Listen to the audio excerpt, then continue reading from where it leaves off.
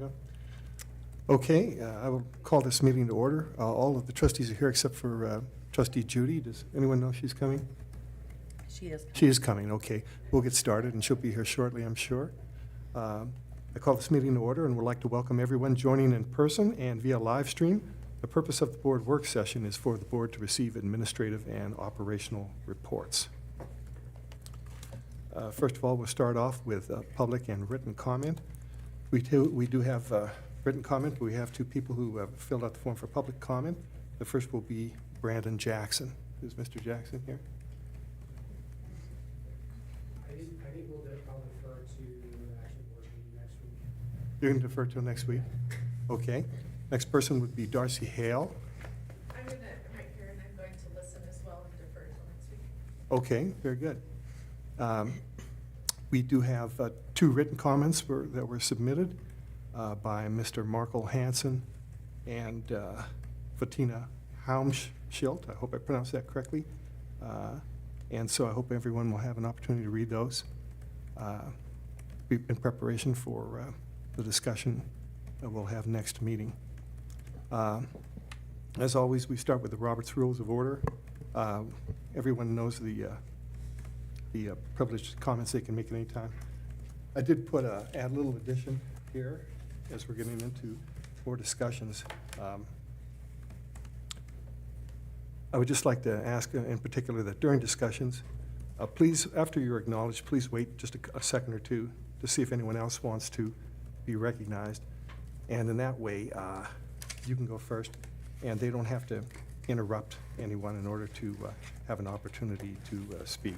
Same thing with points of question. If you can just pause a little, that way, if someone has a similar question or they want to have a follow-up, they can follow after you.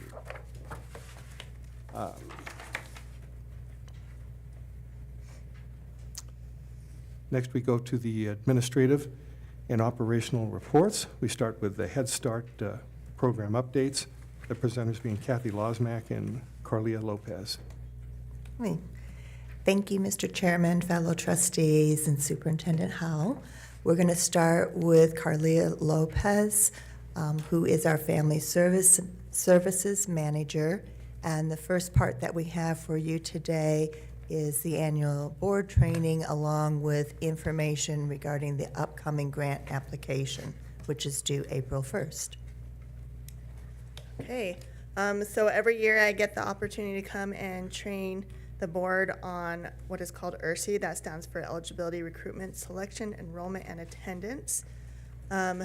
So why we train the board, it is in the Head Start Act and our current performance standards that we are required to train the board as well as other entities that work with Head Start, make sure that people are informed on decisions that need to be made. So staff training is done twice a year. We do one when we come back. We come back in July to start doing applications, and I give my staff a training then. We also give one shortly after this meeting is held, as we are bringing on new applications for the new upcoming year. We go through guidance from federal regulations, and they all sign what is called a misrepresentation or falsification of program eligibility employee statement. If they falsify any information on those applications on behalf of a family, that may result in disciplinary action and termination of employment. Eligibility is, these are the requirements for them to be able to attend our specific program. They have to live within the school district boundaries. They have to be 3 or 4 as of September 1st of the school year. Families should be at 100% or below the federal poverty guidelines or categorically eligible, which means homeless, foster care, or receiving public assistance that qualify them for the program. We do take some families that are at the 130 or on occasion those that are above, but all those that are below and in the categorically eligible have to be admitted first. And then if there are available spots, we look at those at the 100 and 130, and then we look at those that are above. And then at least 10% of our population have to be children with disabilities, and we are always well above that. Our recruitment efforts, the greatest efforts we put in are through word of mouth from previous parents, current parents, and social media is helping as well to get that out. These are some of the other things we've done. Really working with our community and those who service the families that qualify for our program are huge because they will refer families into our program, medical referrals, early intervention, and infant toddler program. Other agencies within the community are huge. The application, there is a pre-application that can be done online for new families, existing families, and once the pre-application are done, they come in to meet with us. We go through proof of age, proof of income, any IEP documentations that the family might have, legal guardianship papers if they are not being hosted by their parents, and then selection criteria, which we will go through a little bit later. The selection criteria is different for each program within the nation because we curtail it to our population, what's going on in our community. And then families are also signed a falsification certification so that if we find out they lied about their application, their child may be unenrolled. So then we do the selection or the prioritizing. We are always looking for the children with the highest needs, and that refers back to the selection criteria where it is then a weighted ranked list. And then the age, making sure that they meet the right class. So we have 3-year-old and 4-year-old classrooms. Some are mixed, so we just need to make sure that we're putting the right age into the right opening. Program options, some need full day just because of work. Some will take whatever we can give them. Some want part day because they feel like it's too much for their children. So we look at all that when we're placing them. And then recommendations by our disabilities manager and working with early intervention to make sure that we're putting the children in the class that meets their needs. Enrollment, so once we've placed them, they come in. We go through what we call a nutrition assessment and their medical history to make sure we're meeting all of their medical and nutritional needs within our program. We get signatures from the parents for permissions that we need to conduct our program. And we introduce them to family services. Family services works with the entire family, and we set goals with the family to help them so they can progress throughout the child's school career. And we talk about attendance, which is the last part of the ERC. We promote good attendance. We focus on chronic attendance issues. So if the child's attendance falls below 85%, we do an attendance plan with them most of the time. There are certain circumstances, especially with this young of a population, a lot of them haven't been introduced into the public much unless they've been in daycare, so it's very common for kids who are first in our program to get ill and things like that, especially if they don't have older siblings. So we look at all that, see what's going on with the family, and then if an attendance plan is needed, we work with the family. We set the goals with them with the hope that if they can get into patterns of good attendance, studies have shown that that will actually carry them through high school and graduation. Are there any questions on the ERC presentation portion? Megan. I just have one. On the beginning, you said they have to be 3 or 4. So if they turn 5 and are held back, they're not eligible for Head Start that next year? So they're typically not eligible. It's 3 or 4. If there is a very special circumstance, we might look into it, but generally we refer them into kindergarten. And in all my experience, we have never had a child that we've brought in a 5-year-old. Okay. Thank you. Any other questions? All right, well, thank you very much. Let me try and do this from here. And pull up the selection criteria.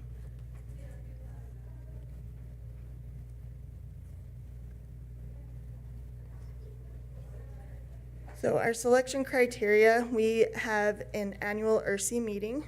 Oh, we love this. Hold on. I might have to go sign in over here.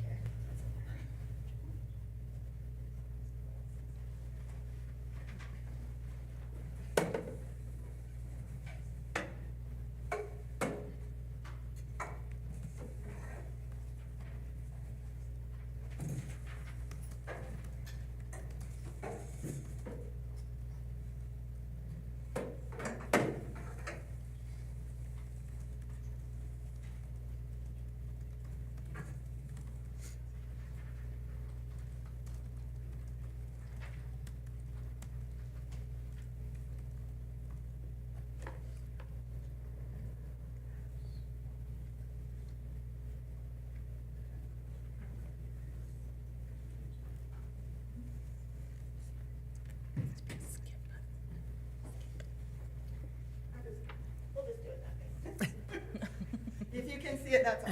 that matters. They've got it up here too. Okay. They have, yeah.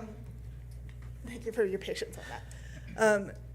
So we meet annually with the NERC committee that consists of community members, staff members, and parents to go over our selection criteria, see where the needs are within the community and where we can help the most. And that's how we find those with the highest need for our program. This one has a lot of changes. Most of those changes are because for flow, when we're going through this with parents, we wanted to make sure that there was a good flow, and we had statements and questions, so they asked that we change it all to just questions, so there was a better flow in that. The other thing is that with our current administration, there has been some issues with the diversity, equity, and inclusion, and they were asking at a point that we get rid of DEI words. We got a list of some of those, so we removed some of those DEI words and just replaced them with other words that were not considered DEI. So the biggest changes other than that is on the first one, with our current performance standards, the updated performance standards, they said that we may give preference to children whose families who have a parent working within the program, bringing in that to our policy council. And the ERSI committee, they thought that would be a good idea for our program. We have struggled with staff retention in the past, so they wanted to make sure that that was in there and weighted well. So that is the first one. And then on 13 at the bottom, the other one is that we have something, and I can't pull that down, but you have it in front of you. So we have something in there that it talks about that if you had a child or a parent who had a disability, basically, then you could get, because that's strenuous on the family. They also realized that the parents themselves may also have that, so they wanted to add something where if the parent themselves have a major disability. So those were the two biggest changes other than just the wording. Are there any questions about the selection criteria? No questions, please continue. And that's what I have. Thank you so much for your time on that. Thank you. Right. So then I have the second part of it. So you have a copy, and I should have noted it as draft, of the proposed grant application and budget. They're both primarily still a work in progress. We are, for fiscal year 26, which is what we are applying for, we are being funded primarily at the same level as fiscal year 25, or flat funded. Congress did approve a 0.061% of a COLA. So I'm just hoping they don't ask me to write a separate grant application for that, a few pennies. So basically, we had our strategic planning session, and we talked about things from our annual self-assessment. We talked about the community assessment, things that have changed, took in information from not only the ERSI committee, but we also have another committee that meets for health services, and looked at what we wanted to do along with then a parent survey. Overwhelmingly, 75% out of all the parent surveys returned said they'd like to see us offer a 6th full-day classroom. More of our families are working families, and it would better fit their needs. So we had that discussion, but we realized with flat funding, it really was not possible for us to convert one to a full day as much as we would like to. So we are proposing basically to have the same program as we have had currently, or we're having currently. The only real difference that we're putting in is a budget change, anticipating up to 14% increase in health insurance. So, but otherwise, the design, you'll still have the same 4 part days, the 5 full days, still serve 156 kids, pretty much what we're doing right now. The other piece of that was the proposed budget, and again, draft and still cranking out numbers, not too much as far as changes, and so I'll make the final adjustment, because I've been working on it even today, and it's changed from what was submitted last week, but you'll have that in your packet for the board meeting, and that'll be pretty close to what it's going to be. Not too much different from this year. Then, along with those items in preparation for the board to approve the submission of the grant application, includes the information that Ms. Lopez had shared, as well as so we have 2 waivers. The first waiver that I shouldn't do that. One waiver that's going to be part of the grant application is the continuation for the bus monitor positions. It's difficult finding individuals who want to be bus monitors for a little bit of time. So we are able to submit that one with the grant application, and we have done so for many consecutive years. It just gives us that prior approval, should we not be able to find bus monitors, that we can continue to do transportation. So that's all part of the grant application. In trying to reduce the paperwork, we're still required to do the things such as the self-assessment report and some of the other documentation, but they've cut back on how much they actually want submitted in the application piece, though we still have to do the other pieces. So we're still doing what we typically have done, but the application is like half what it used to be. So the last 2 items that I have for you, which would then be the second and third action items for you to consider at the regular board meeting. The first one is a request for a non-federal share waiver. Prior to this year, we were able to include it in our grant application, but now they want us to wait and mid-year see how we are doing with achieving our goal. As you have seen, 20% comes out to a little over $708,000 worth of either actual monies donated or service and time. So it's a bit of a challenge going from having years where, during COVID we couldn't have volunteers to now trying to quickly get back up to speed. So last year we did a proposal which was at 70%, and we were able to meet that with no difficulties. This year I'm still kind of in a conservative mood of, wanting to request, 60% of that, but I think we'll be above that, and then we've got some plans for moving forward more quickly in the future. So that I need to get submitted for this current fiscal year, which for us is fiscal year 25. We are hopeful the government will be able to review and approve before the end of this program year, but that's a wait and see, but we're following through with what they've asked us to do. The last one is they are really focusing on programs being able to spend down all of their funding. And so that's what we are working towards. And this year we had 4 transportation openings or positions that we were not able to fill. So we want to be able to use those dollars in another budget category, and so we are looking at the purchase of a new program van. Because it comes under equipment, I have to have prior authorization from the Office of Head Start before we can move that money. Otherwise, other items, I can move within a certain amount, but this one has to have prior. So that's called a budget revision.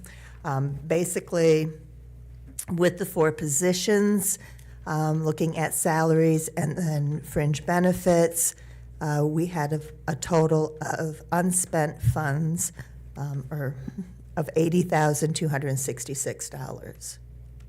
So that we know will go well and above us being able to purchase a new van.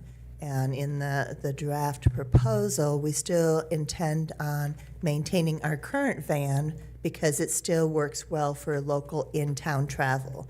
And we've noted that we're doing a lot more travel, whether it's staff going to visit community partners, whether it's staff helping to get families, which if transportation is an issue and we're wanting to make sure kids get their dentals and physicals, we can transport a family to those appointments. So we're seeing a lot more use of the van locally to try to help meet the needs of our families.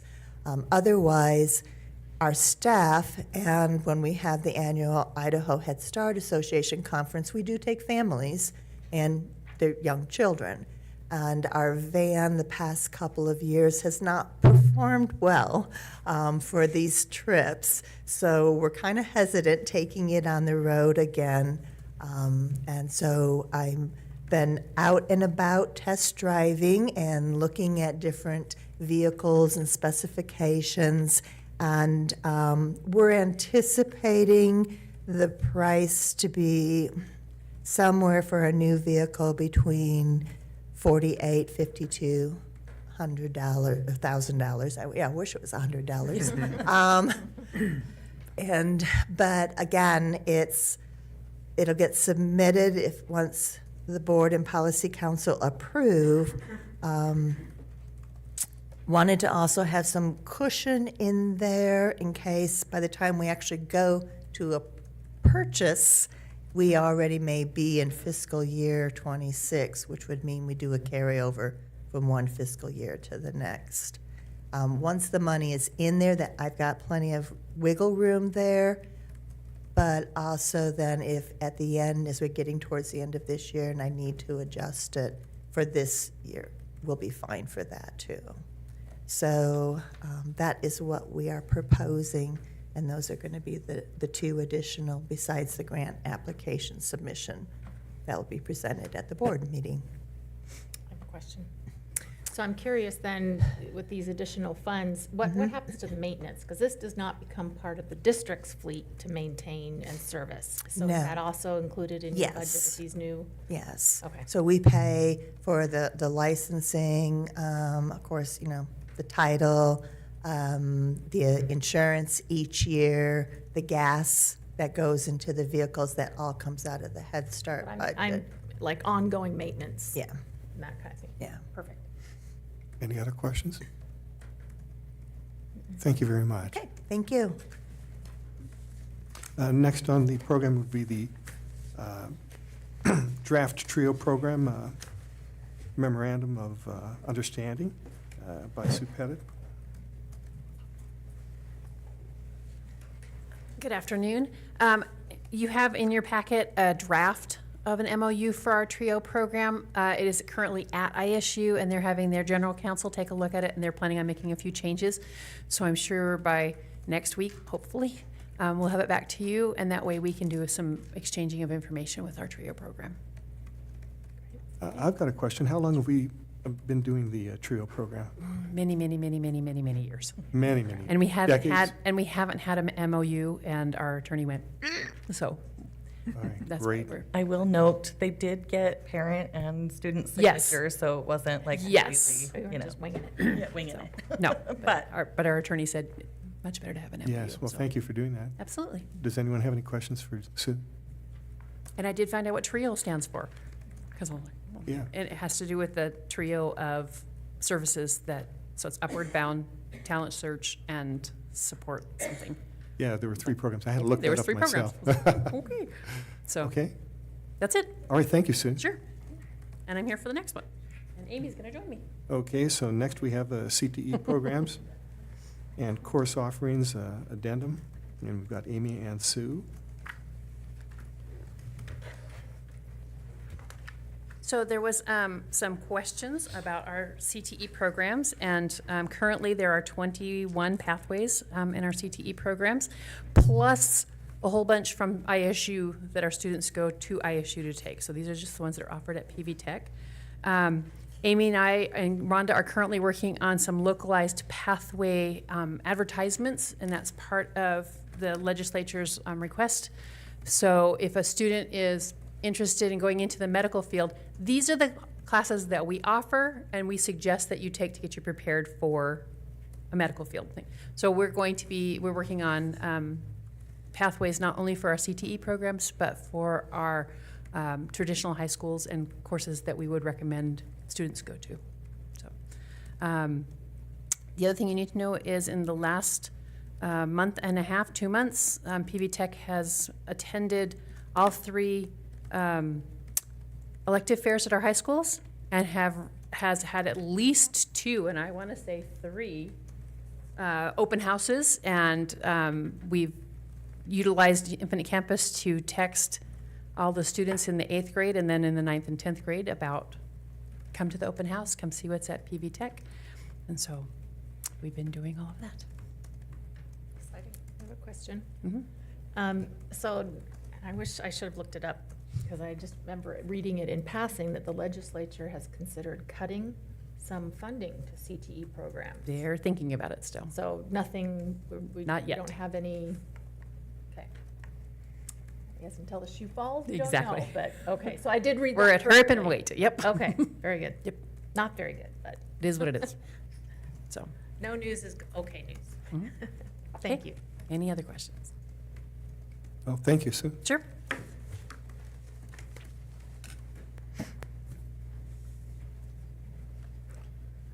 Okay, next on the agenda would be the SIP plan and reconsideration of the Irving Middle School track replacement. And Mr. Chairman, yes, also in this section, the board had asked if we could talk a little bit about the JROTC program.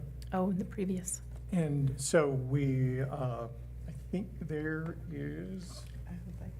there's the application in there, and then Mrs. Minor, if you wouldn't mind, would be able to speak to that, to the board, and sure. entertain any questions that you might have. Okay.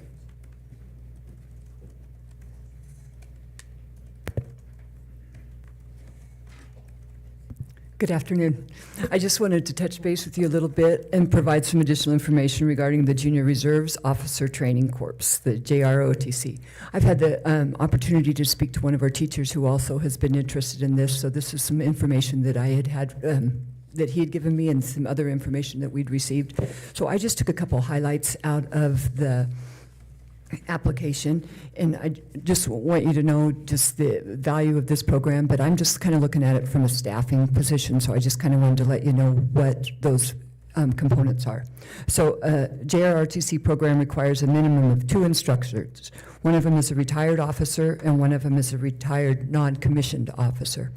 The officer must hold a bachelor's degree, and the non-commissioned officers must have an associate's degree, but they can work on that while they're in the program within 5 years of being hired.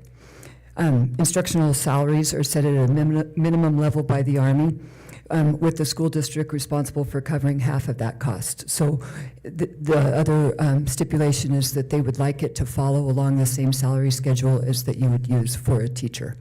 And so they pay half of the salary, and then we would pay the other half of the 2 salaries and the benefits package as well. Half No, the entire full benefits benefit package. package. Correct. I'm sorry, I missed that question. So I just was clarifying whether the benefits were split as well, and she says no. No, No. the school district pays for those. Oh. And then there is the opportunity, sometimes it looks like in this application, from what I understand, that they have a camp that they do, and that, so an additional 21 days could be added to the contract for that camp. In order to establish or continue the program, I thought this was interesting. Within the first 3 years, they have to have 100 students enrolled that are physically fit, it says in the application, which, or 10% of the eligible population by the 3rd year. The program also requires things in the facilities such as classroom space, drill areas, assembly space, gym access, and potentially a target range. And so I'm sure that those could, I'm sure there would be a way to figure those out, but those are the key components in the application as well. In Idaho, JROTC is not considered a career technical course.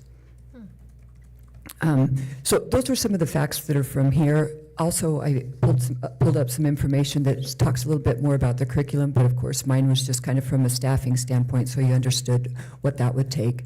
And just, if you have any further questions, just don't hesitate to ask me, okay?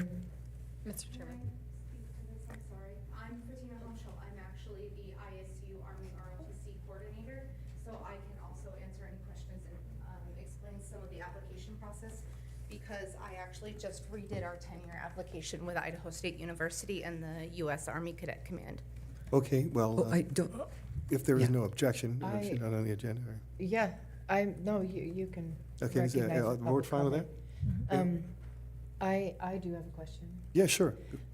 I was just wondering if, even though, and I guess we might have to find out this, even though it's not considered a career technical, can it be housed in the career technical building? Yes, I can. absolutely. So a couple of the things, and I know that there was question, I just found out about this meeting yesterday. A couple of the things is I have already talked to my officer in charge and my NCOIC, and we are willing to work with you guys as well. We have our drill spaces that are at ISU. With the shooting range, we have an agreement with the Bannock County Sheriffs. They go once a year. We work with the National Guard. We are partnered with the National Guard Armory here. And so we could incorporate their training. I already have worked with Markle when he was an active duty recruiter. And so he's the one that brought this to my attention. And so I have received inquiries about doing a JRTC program since I started as an admin assistant one, and my position has changed, but I've stayed with the ROTC. And every year, and I've been there for 10 years, we have had parents call in an interest in having an ROTC program.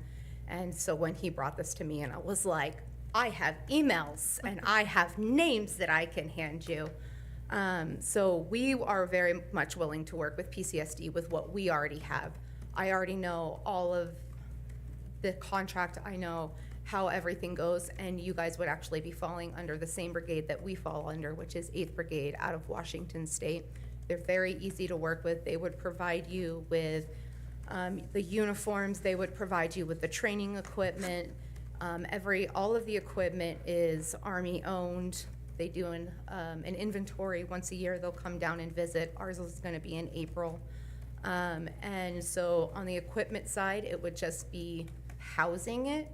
And we have space in our supply room that I haven't asked, but I can offer up. So we are very much willing to work with PCSD 25 if you guys are wanting to move forward with this. Are there any questions that you guys have about the program? I have a question. Please. So I'm going back to the staffing, when you mentioned 2, correct? Are you envisioning, is it gonna require 2 at each high school, or is this a rotating, they would cover all 3 schools? I think Or that is would it- all depend on where it was housed. Like Ms. Judy said, could it be Oh, held true, if at it's a at CTE PVTech. facility? And then is it, how does that fit into a schedule? Is it considered an elective? Yeah? Sue is nodding her head, okay. But, because even if they go to PV Tech, they've gotta be there for half a day, so it's gotta be someone that wants more at PV Tech, am I correct? They couldn't just Depending on how the schedule was arranged, but if they drove themselves. jot themselves. Also, there. is my understanding that anyone who's 17 or older Yeah. could also participate in So the regular ROTC We have program? an E section with ROTC, so they can take it as a senior in high school. We have a few additional pieces of paperwork that they have to have their parents sign on our side. And we have had 6 students do that so far.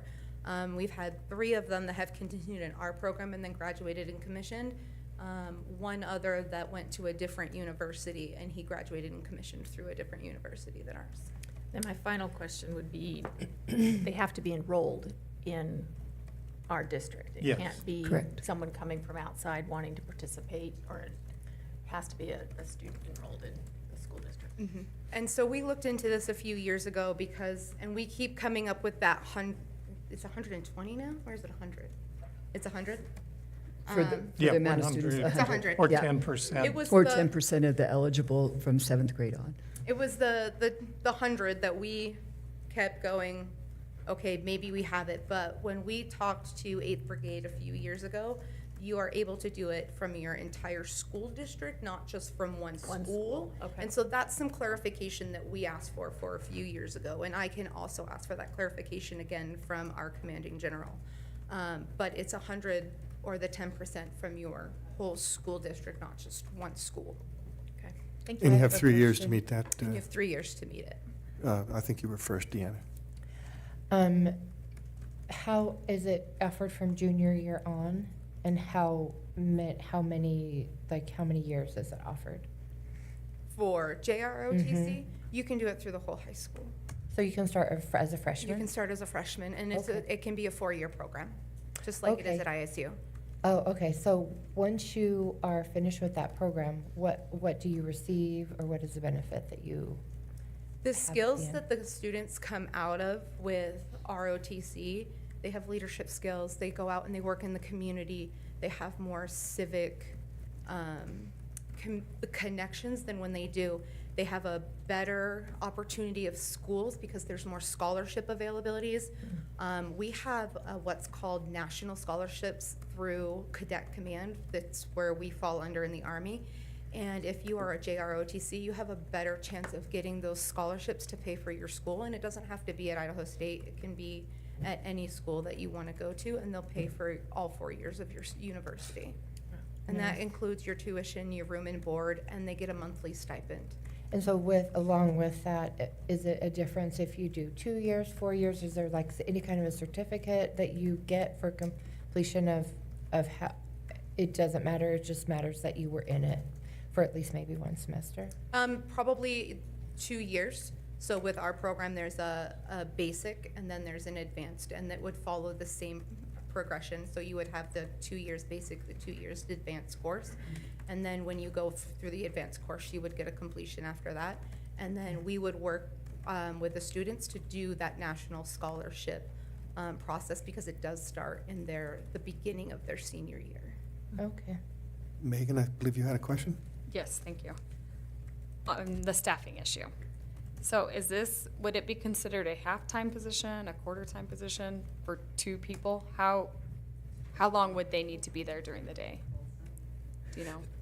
So it was my understanding with the program, and tell me if I'm incorrect, but it would be depending on if we were going to have a full-time program, because the 2 officers would need to be there at the same time. But Well, could you offer it So- just in the morning or just in the afternoon, so then they are only a half-time position? Or would it need to be a full-time position for that person? Honestly, I think it would be super important for us to, if we were going to go look into this more, that we would need to see what the curriculum looked like, how long of a class period it is. Again, like I say, since it's not part of the CTE, I don't want to be trying to put something into a 2-hour block that's maybe not a 2-hour block, right? So I think we would need to look at that and see if it was something that could be taught in a half day, or if it were a whole day program. Could you? So for us with our freshmen, we have contact hours with them for 4 hours a week, plus PT. Those ones don't count. Our sophomores are at 6 hours in class plus lab. Our juniors are 2 times a week. Their classes are 3 hours apiece, plus lab and PT. And our seniors are lab, PT, and they have 4 hour blocks of instruction at the college level. So I have a question.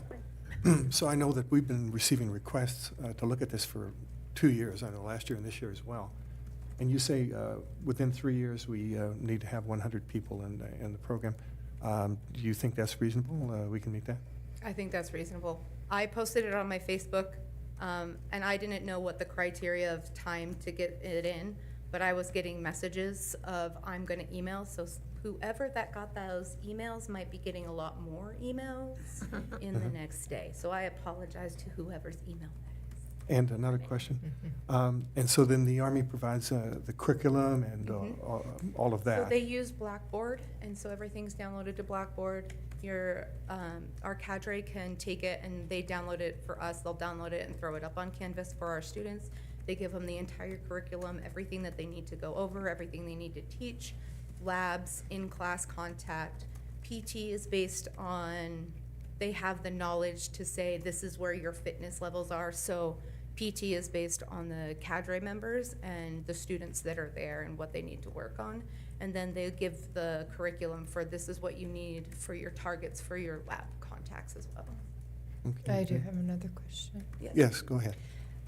So when you say lab, is that like does it include physical activity, It is shooting, physical, it's like all the? physical activity. So we do drill and ceremony, so they learn how to march, they learn how to turn, to everything from tactics where we go out to BLM or City Creek, and then we put what we call points out. They're just stakes in the ground. They get a map. We teach them map reading, how to get to that point. We teach them the leadership. And it's all based on levels. So our seniors are the ones that are instructing and teaching our freshmen. And our juniors are Oh, also wow. in those leadership roles. Oh, that's so cool. And so they learn those leadership skills by being leaders themselves as you progress through that program. And at what point does it become college? Because you said at the college level. At what point does it become, is it college credit or just a college level class? If they were to enroll as a senior and do dual enrolled, that would be our freshman year. That would be equivalent to our freshman year as their senior year of high school. Oh, okay. And that's when it would begin, is as a senior, that's the first time you could get the college credit? Correct. You wouldn't be able to start as a junior? Okay. I've got a question. How are the instructors selected? So the Army picks our instructors. So we just got our new officer in charge. They go through an interview process. They have to apply to be an ROTC instructor. They go through an interview process. They go through a board first, and then for us, we are under Boise State University, and so then we will interview all of them, and then we will decide, and we give them our top 3, and then the Army goes, this is where you're going to go. And for this selection process, though, they need to live here, and they have to be retired. And so they've already had to have gone through and be a certain rank to be able to be an instructor for the junior ROTC program. So for us, then they would make a recommendation and then we would conduct interviews, or how does that work? You would be able to choose who it is, so you can conduct, there are standards that they'll give you, and they say that they wouldn't want them to have a specific knowledge. Okay. I've got another question, and how long has this Army ROTC program been in effect here in the nation? It was in my high school growing up, so that's a long time. Longer than I've been alive. Okay. And so then, Well established. but do you have any idea about how many students in the country are enrolled in it and how many schools are participating? So there are, it's a literal act of Congress to open or close one. And at the last count, there was over 350 junior ROTC programs across the nation. I have a question. Is this also recognized at graduation when they finish? I mean, will we have, an acknowledgement to the students that have We completed? have courts, there they're you the go. red, white, and blue courts. Very cool. Okay. And so then, when students complete this program, then do they get credit toward your regular ROTC program then? Mhm. And then people who graduate from that have the option to become commissioned officers in the Army? Yep. So we'll commission, so this year, for example, I have one student who went through ROTC in California, and he came to our university, and so he'll be graduating, commissioning, going active duty, and he already has his branch. So they find out in November what they're gonna do in the Army. And this camp, by the way, it's in Fort Knox. It's not any camp that anybody ever wants to go to unless you're in the Army.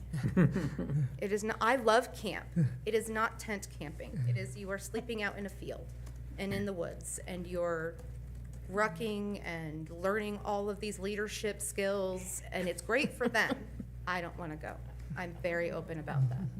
Tough question. Jim's got a question.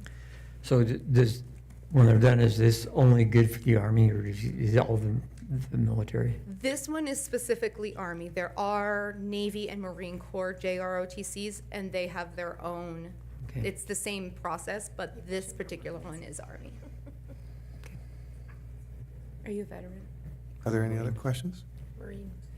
I guess my follow-up final, I mean, if this is something that we think this is something we'd want to do, how long does it take to start the process? I mean, obviously, is it like a next year kind of thing, or are we looking a year out? This is my only take, okay? And I'm coming at this, you have to remember, I'm coming at this from a staffing perspective, right? And so, There's budget, yeah, like staffing. and so I'm coming at it a little bit from HR, and you have to know, I mean, love of the military, all of those things, it's nothing in that respect. It is truly just looking at all of the decisions that we have to make with budgets and the reductions we're doing already through attrition. And so this staffing would come from that same funding.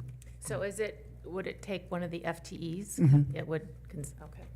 Yeah, interesting. Mr. Well, Chairman, to answer Ms. Clark's question too, because we've already done all of our elective fairs, our pre-registration, the registrars will be putting in, those requests and generating schedules. So I would say we would be at least a year out. Yeah, before we could generate the interest and advertise for it. Let's see. Yeah. Okay. And so we have to submit the application as well, and then how long does the Army take to look that over on? It's gonna be at least a year before. It's you gonna be at guys least get a the year. program. Okay. It's the government. Yeah. If No, they don't no, shut no. down, I mean, if they that's- don't shut yeah. down again, it'll go fast. But we had the government shut down, and half of our employees are they're called GS employees, they're government employees. So we had at Boise, half of our employees were furloughed for half of the semester, so. Well, while we have you both here, let's just have at least one round of discussion. I'd like to hear what the board members think. Jim, what do you think about this? Well, I don't know, I think it was a great program. I mean, I've been through boot camp myself, so I know it's a great training program, and you'll learn a lot of great skills. And I don't know, I've always said every young man ought to go through 6 months of boot camp. I think it'd be a great program. I think it's a matter of looking at, obviously, we're looking at some hard decisions coming up, but I also think goes back to one of our bolder goals of creating innovative educational opportunities, and if this meant a way to maybe entice some kids to come back to our district. I guess one other follow-up question. So I know in some of our PV Tech instructors where they can do, they might be teaching construction, but then they're also doing math or something like that. They would be full-time, this program would take up all their time. It's not a split. It sounds like because of it being an officer, and just from listening to her, and that's the first time I've ever heard, I mean, you can tell from the freshman year through the senior year, the requirements are so drastically different than a CTE block. Right. I think that the planning would be immense. I mean, I think that we would have to really look at that and start looking ahead if that's something that, you're interested in, just because it sounds to me like it goes from 4 hours a week all the way to, sounds like almost a full day. Yeah. Anyway, I would love to see us look at it a little more seriously. Yeah. Well, I think I'll go last. Why don't you go ahead? I am in support of it as well. I think there are just so many, the leadership, teaching, the next class below them I didn't know that part. But I think it's a really good thing. And I feel like in the state of Idaho, it would also it's very important. And I think there would be a lot of interest, and I think it could, we talk about, well, we need to, we only have a certain number of FTEs, but I think something that we have to consider is that, and I'm speaking from the kind of the perspective of kids, if there is not something that really helps them to see, to really get motivated and have a real vision of why am I doing this, that's a lot harder to stay in school and to be motivated to do well in school. But if you have this goal and you have this, motivation, you're doing better in all of your classes. And so I feel like when we offer something that has a huge amount of interest and motivation, leadership, it goes, I think they do better, they have the potential to do better in everything. Megan? I would agree with that. I feel like one of the things that I read about the JROTC is that they have higher attendance rates, and I thought that was impressive. So I do think it has that trickle effect, and I guess my only holdbacks are I would like to know how many kids are really interested in the program and what it would end up really costing us. And that would take a lot of work on your end. So. I mean, if that's something that you guys decide, it's just, it's pretty easy to be able to figure, the benefits and the cost of an instructor. We can look at that. I think for me, it's going to be more of a situation for, honestly, secondary and curriculum to look at because of the nuances of the grade levels. I would be interested in seeing where we can go with this. Yeah, I do have another comment.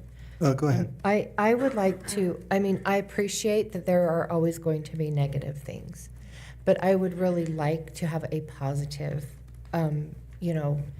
look into this in a positive way, because we do have to, with our lower enrollment in the elementary, in that area, we are going to need less teachers. But we haven't had as much of a lower, we haven't seen the lower rates hit middle school and high school. And so those teachers, I think they need to remain very much, rich in diversity and ability to have, just the classes that they would want. So those are my thoughts.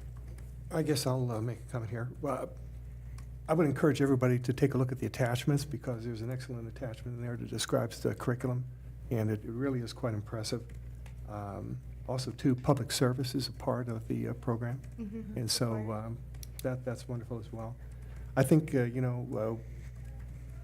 have vocational certification or had it until it expired, et cetera, and a background in technology education, et cetera. And so I believe a lot in the CTE programs, as I know Jim does as well. And we do need CTE instructors. We wanted to have a little more budget for that to help us out with it. Apparently, that's not going to go through, but I think this is an excellent way if the Army provides the curriculum and pays for it, and we get the instructors at half price. It seems to me like a pretty good cost-benefit ratio. So I guess what I would like to know is how people feel about putting this on agenda as an action item for our meeting next week. Jim, do you have a comment regarding that? Would you like to see this as an action item that we vote on next week? Sure. Jim says yes. Yeah, I would at least, it behooves us to have a committee and kind of look at what this entails more in depth. Are there any other high schools in the area that do this? CUNA. CUNA and Bora. Oh, okay, so Boise area, so nothing in southeast. No. No. Interesting. But anyway, so I would say yes. I Okay. mean, obviously, I don't think it's a decision to do it or not do it. I think it's a decision to look at it. to look at it. Since we're a week out anyway, a year out anyway. Yes. Yes. Yeah, I'm in agreement as well, so that's unanimous. And so then, since we're going to be discussing it and more of the details, perhaps would we like to have Fatina come back again to be available and have her on the agenda to answer questions, et cetera? If you have time, Tuesday? You have time? 5:30? Same time next week 5:30. on Tuesday? As long as we're not drilling. Hold on. Yep. Renee, does this need action or is this just direction? that we what I was continue to look thinking. into. I'm hearing a couple different things, I guess. No, I assumed it was just a discussion, and it's not an action item. I think we're Not just, today. No, right, not you today. Mentioned for next Even, week. even next week, if it's just direction to start pulling information, we can just begin. We don't necessarily need a formal action to start pulling the information. So It does would it just even need to be- be on the agenda next week? Yeah, we could bring it back in April, just make it I was a gonna work say, I session item would until ask for we a get far enough down timeline the road. for when we would bring that back. So what's a reasonable timeline? Do you think that we could pull all of that information by April? At least some preliminary information. Yeah. I think we could, uh-huh. yeah. I mean, like I say, my piece, the staffing won't be, Right. it's more just about, maybe we could get with you and you could set up a meeting with you to kind of go over the hours and start to look at what that looks like. Yep. Okay. I Okay. also have a contact I received. I emailed, his name's Captain Gammy, I'm not sure, out of Ogden, and he's the one that wrote me back, gave us some information on the benefits and the salary information, and then also a contact for the cadet corps. And so he gave me a number to call if we were interested, so we could pursue it that way as well.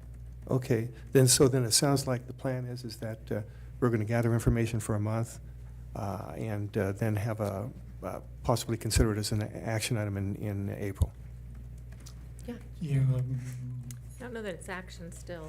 No? We're still, okay, we're going to form a committee or? Well, if it takes a year, Mhm. it seems like we would need an action item to say, okay, we want this. Yeah. Because it's going to take a year.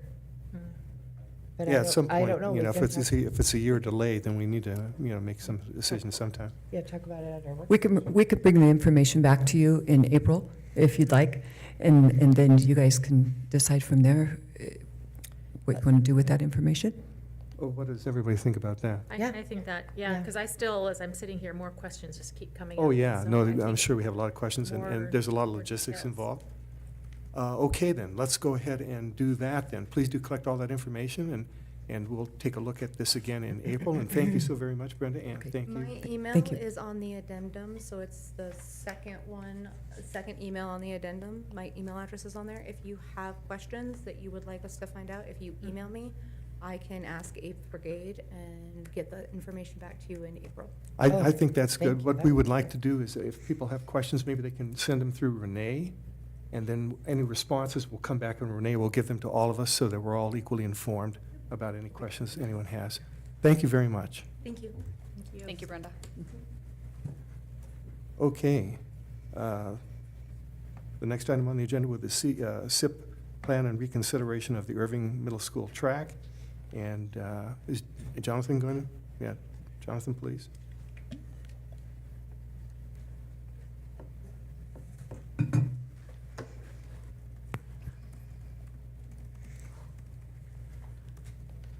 Okay, I understand, I think, and I was listed third on the, I'm here to provide any information or about the Irving track. Again, maybe just where we're at currently. Again, remember as we went through the SIP process and the SIP committee updating the board every month. I think those documents are in the board packet. And then in December, we discussed the Irving track about replacing for the 3 lanes. And has that started? It has. So we've already committed, started? Yes. So we had the drawings, we had the bid specifications, we've had the walkthrough, and they are actually due tomorrow. So And then I have a so- point of information. What is the significant change that has happened that is requiring this to be put back on, to be reconsidered? Oh, well, I've had a couple of people tell me that they've had input from the community and that they want to revisit the issue. I appreciate all the work that the SIP committee made, and Deanna and I are both on the SIP committee. And we really profit very much from all the information we receive from people. But ultimately, we get feedback from our patrons, from our taxpayers, and if people, trustees wish to revisit an issue, then I think, we should have a look at it. Mr. So Chairman, I'm- if there's been additional information from the community, can you provide that to me so I can put it into the packet for the rest of the board? Oh, I will say my email wasn't on there. It's never been included in the agenda. So that's one. But I don't know. What about anything email else. was that? What are you referring to? I can tell you later. But I'm looking at our policies when we reestablished what it required in order to have, and so I'll just read, for reconsidering, amending, or rescinding, any two members of the board can resubmit a request to reconsider, amend, or rescind a previous board action so long as one of the members voted with the prevailing side, which I understand, Ray, you did, or Deanna did. All board members will be allowed to vote on the motion. A motion to reconsider calls up the previously adopted motion for a revote. A motion to rescind cancels a previous board action, and a motion to amend proposes a change. A motion to reconsider can only be made if significant new information is presented. And so that's what I'm asking, is what is the significant new information other than what was discussed in all the minutes that have already been provided? I guess the significant new information is that I had requests that we revisited and that they received public input. I guess that's, but I don't see that as significant new information. I mean, it's not factual data of this is what's happening, this is, I mean, if I recall, well, and actually from reading from the minutes, what we had decided is that Irving was needing to go from a 2-lane to a 3-lane.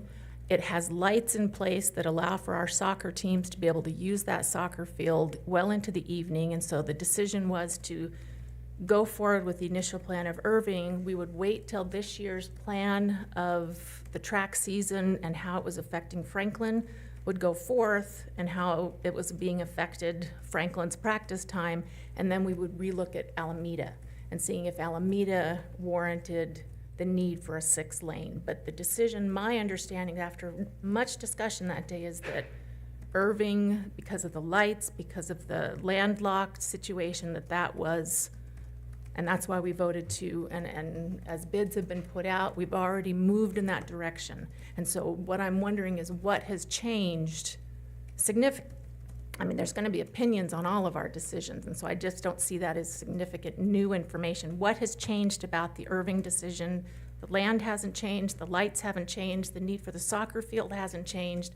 We haven't finished a track season. When does the track season end? It hasn't even started. You haven't yet. started, 6 weeks long. So what we decided based on that meeting was that we were going to wait until a track season had, finished, so we could see what I mean, there's a lot of, spitballing of what was the effect on Franklin. Now that we made that vote to make Franklin a 6-lane track, and that was the big selling point of that, is that's where the meets were gonna be, that's how we justified that expense and decision. And so, based on our decision to go forward with Irving as presented at SIP, we put on hold what was gonna happen in Alameda, we'd wait to see till the track season ended, see how it affected Franklin, then we would make a decision. So that's what's confusing me, is I don't understand what has changed since those facts and those decisions were made. Well, Deanna, what do you have to say about that? Well, I'm not the one who asked to have this be put back on the agenda, I will say that.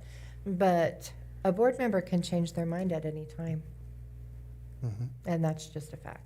So, Well, but our policy states there has to be a significant new information. and that would be a matter of opinion. And it isn't mine, so I'm not really sure why you're directing it at Well, me. because you're talking to me, so that's why So I'm just saying that this is not a major decision.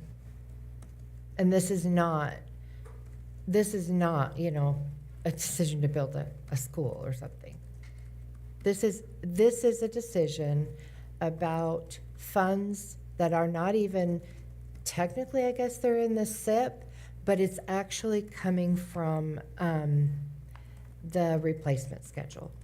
It's not out of our SIP budget that we talk about. It's out of the replacement schedule. So can like you where the clarify, carpets and So, tile. just to clarify, you said you did not put this on the agenda? 'Cause No. I mean, I've got that both you and Ray voted to put this on the agenda. No, I did not. You did not. So do we not have two board members that put this on? Megan? Okay. And that So- would be up to the chair. Whoever Yeah. wants something on the agenda, they go straight to the chair. Right, but right. it requires two board members, and like That's I right. said, I'm Well, looking at this. no, and I'm Megan, having to- please go ahead and give your input regarding this. I think if someone feels strongly on it, if anybody wants something on the agenda, it could be any two board members Mm-hmm. or the chair and the vice chair. And if someone Right, I'm feels- not disputing that. Yeah, I'm yeah. just clarifying. She said. No, I'm just she didn't, explaining. And that's, I'm just I ex- didn't see Megan's name on it. Yeah, right. Well, here's the thing, is that I think if someone feels very strongly about it, then, I'm going to accommodate them and give them a say. And so there's two people right there. But as far as new information, et cetera, let's hear what Megan has to say about it. Okay, I asked back probably in February if we were gonna discuss this again, and even reviewing the notes, I still feel like my memory serves me right, that it was a discussion to, we still need to present this to the committee so that they can make decisions and we could send things out for bids. So if we were to hold off, then they wouldn't be able to do that, but we could address this later. And I think even Mr. Facer brought that up, that we could address this again later. And that was my understanding at the end of that meeting. That was my understanding. Mine as well, yeah. We were gonna bring it up later. So in February, I said, hey, aren't we going to talk about this again? Isn't that how we ended with, let's hurry and approve it so we could send it out for bids, and then we will discuss this matter again. And that was my understanding at the end of that meeting. So that's why I requested to have it back on, because I thought it was automatically in the queue to come back on. Right. And I guess that was my understanding as well. It was mine too as well. So what was the point of saying we were gonna wait until the end of track season to see how things had affected Franklin and their practice? I mean, that's what I guess I'm wondering, why are we discussing it before finishing what we had initially decided on? I mean, deciding to discuss it again was not the question. I mean, that's fine, but one of the points was that we were gonna wait to see how the effect was and if it truly was detrimental to Franklin. And I agree, someone did bring that up. I didn't feel like I agreed that that was the step we were gonna take, because I thought we were just tabling it at And that point. I would actually like to, Ray, Yes, please do. say that that's exactly how I felt as well. That wasn't never my plan, because the plan for going forward is actually before track season ends. Yeah, And so that doesn't really work. And so if there is a decision to be made, and my understanding was that, okay, we're making this motion based on the fact that we are going to continue gathering information. We obviously can change something on the SIP. It happens all the time. And again, this is not out of the SIP budget that we talk about as a board. This is out of the replacement schedule, the same budget as the carpet and the linoleum and cement. I mean, we don't talk about everything that's on the replacement schedule. It isn't a big deal.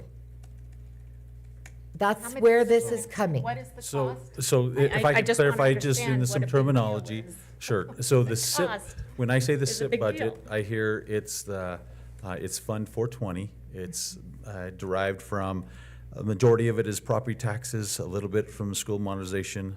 We have some donations in there. What component of that is the replacement schedule. It's also any of the exhibits that the schools request for interior, exterior needs. It's also major projects, if you remember. And then we put some in contingency for future needs. So I think we're, Can I So clarify there's- what I was saying? please, yeah. Okay, so on our SIP that we talk about as a board, Okay. I'm clarifying, Okay, go ahead. it isn't on there. You mean the Irving track? Yes. So it was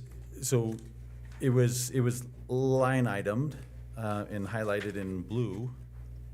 It isn't coming out of the SIP portion that we talk about.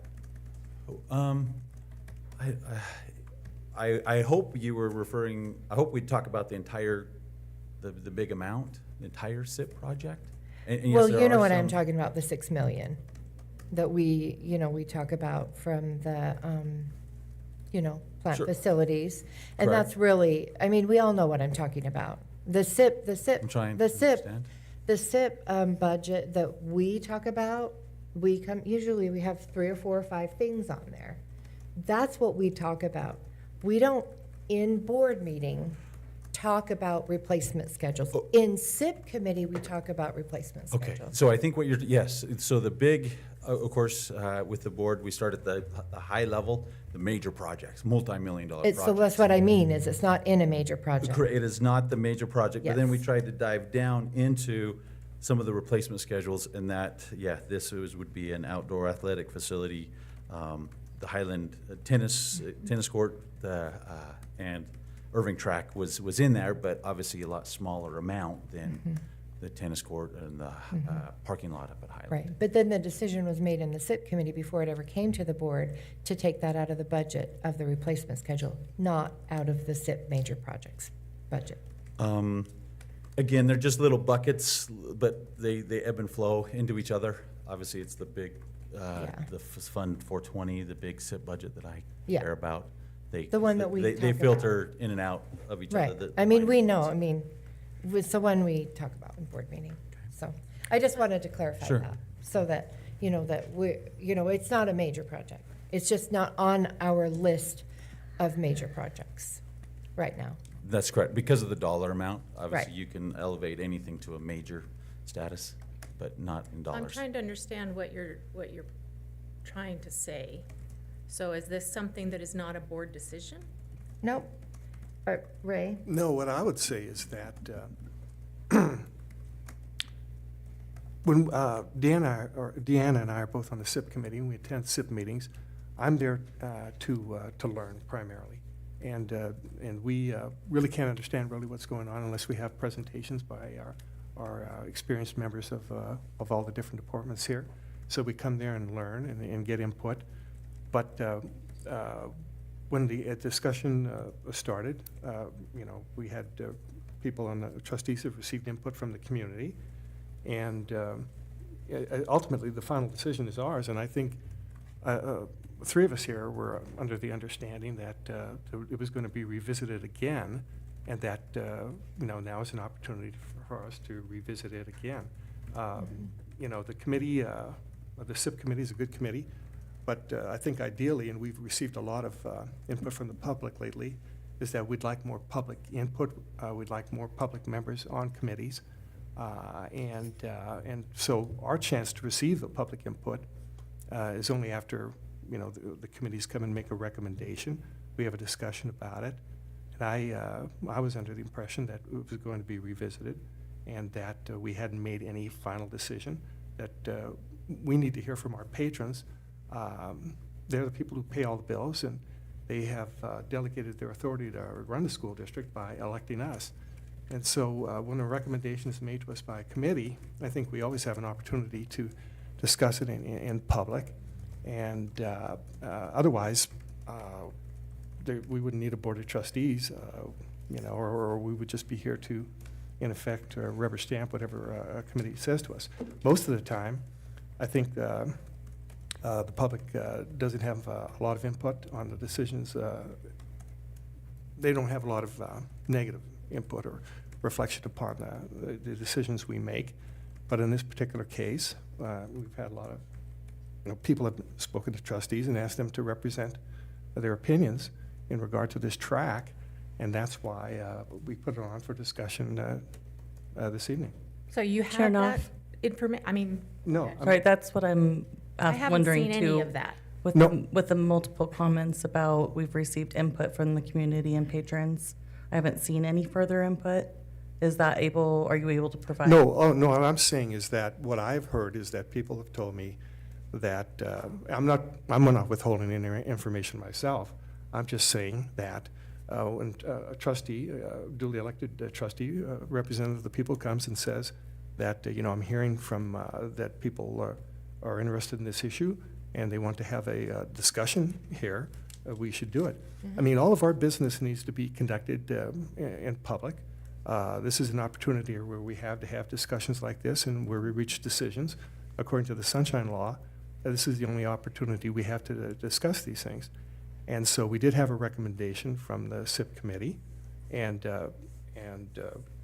I think the understanding was that we were going to talk about it some more. I don't believe any information has been withheld. People, we all come from different walks of life. We come from different age groups. We come from different educational backgrounds and different life experiences. And our constituents come and chat with us. And when they say that they want to revisit an issue, I don't think that's withholding information. It's just that they want to have their elected trustees have a discussion about it. And so that's, I haven't received any information I'm not sharing. I just, as chair, I think it's important for me that if any of the trustees has an issue that's very important to them, that we be able to have a discussion about it. So just to further, so I'm looking at the minutes from our meeting, and multiple times it's expressed that we were going to wait until we wanted to see how the track season went. I guess it depends on who said it. You did. You did. No. Chair Judy said she would rather wait to do anything until the board could see how everything went. You did. And I agreed. But the decision wasn't made. The board could change their minds if it later didn't work out, and she agreed. I guess it's That's just to put the 6th lane I in. mean, the concern I have is kind of on a higher level, is that this is now the second time we've come forward with a changing of an action item. And so we instituted a policy to manage that to kind of manage our board in using rules and procedures, and we established a procedure that requires significant new information. And I have yet to hear, other than maybe conversations that have not been recorded or written down or submitted publicly, is not really new information. I mean, if three of you did not agree with the decision, why did we vote? Why was it not suspended? That's where I'm struggling, is that we're not following our reestablished, reaffirmed policies to avoid this kind of a situation. So Ray, Yeah, I would just, Megan asked to be Yeah, go recognized ahead, first, Megan. but then I ask after her. sure, Megan first. Sorry.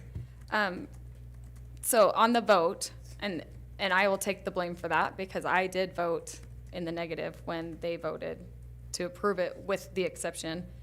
My reasoning was because we were told that if we delayed it, then it would hold up the process for everything. So we need to just approve it, and then we can come back and revisit it and make those changes. And so But that I didn't want was- to hold up all the other stuff to have a discussion on one thing. But to clarify, and Well, I remember I'm we next. talked about this. I'm next. Just let- Wait, I'm next. Let Deanna go. Yeah. Thank you. So just one piece of information is that I replied on an email, and I said, hey, will you make sure all the board members get this? And it was sent back to me, no, not unless you put it on the agenda again.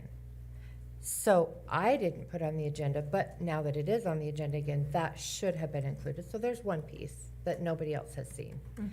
And nobody has to prove anything anyway, but if you want to look at page 6 on the additional major SIP projects, that's what I'm talking about. This is what we normally talk about in a board meeting, is our major SIP projects. And these projects, sometimes we're like, oh, we want to do these bathrooms, and we find out, oh, that costs too much, so then we change it. These get changed, kind of adjusted the whole time through this entire process. I think it's a little bit, interesting that, just because you may not agree with something, that you want to say, I want proof that there's, extra. No, these projects change based on cost coming back, whether it comes under, over, lots of different reasons.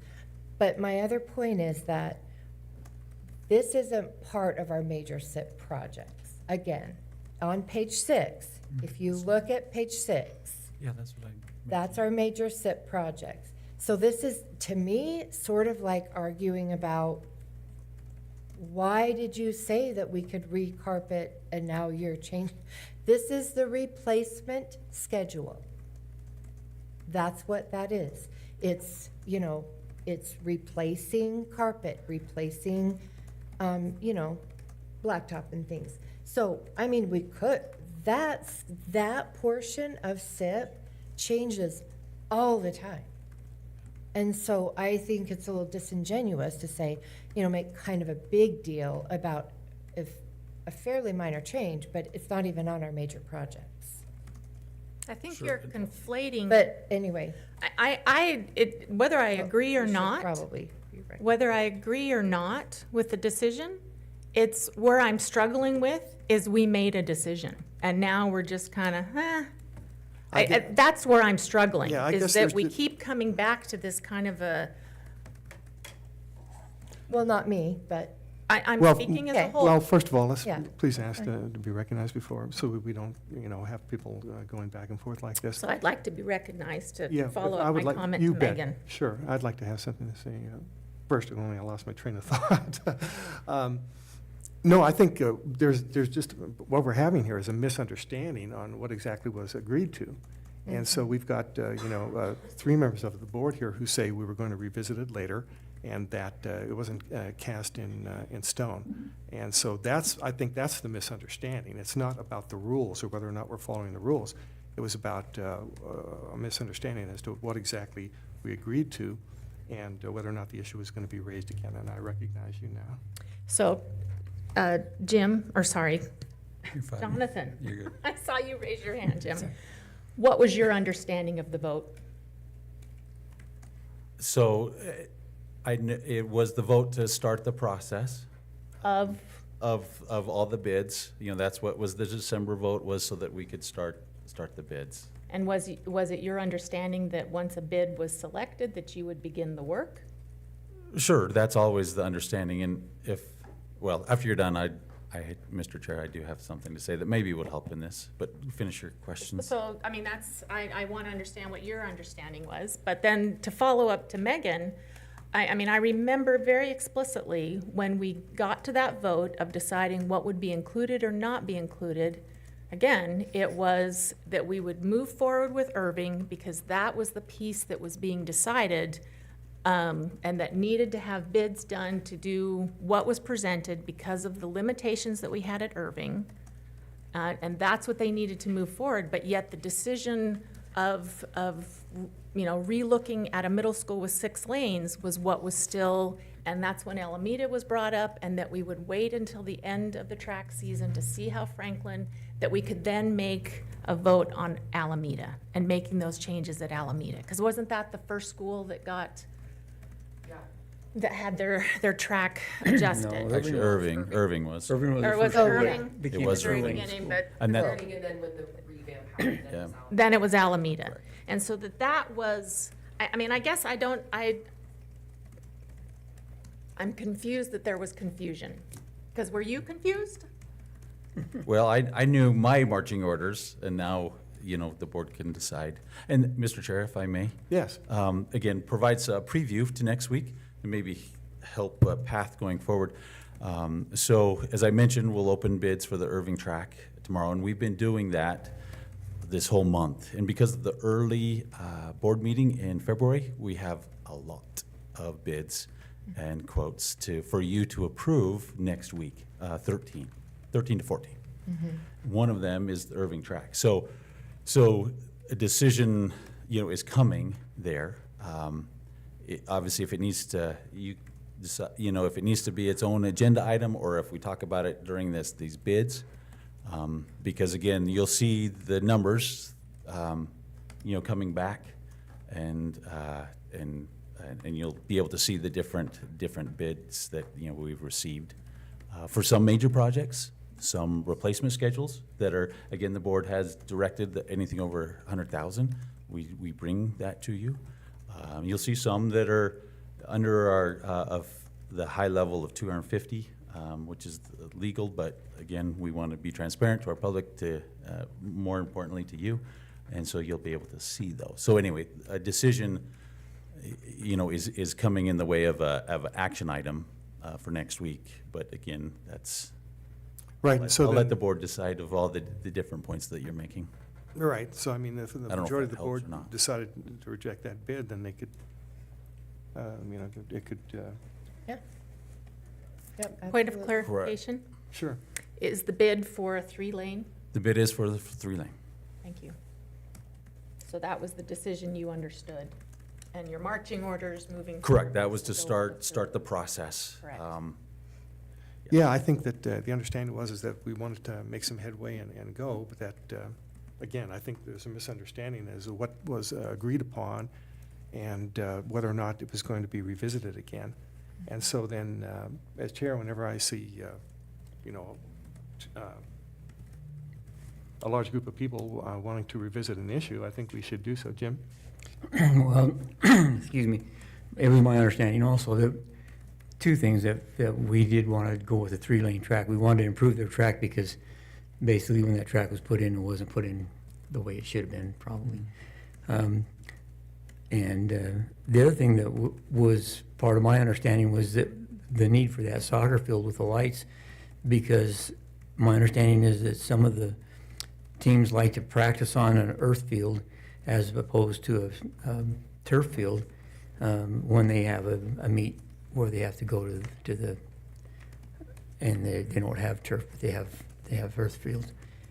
So my understanding was we need that. I know that we have at least 6 soccer fields or 6 soccer teams between the 3 high schools. I don't know if there's more than that or not, but we only have actually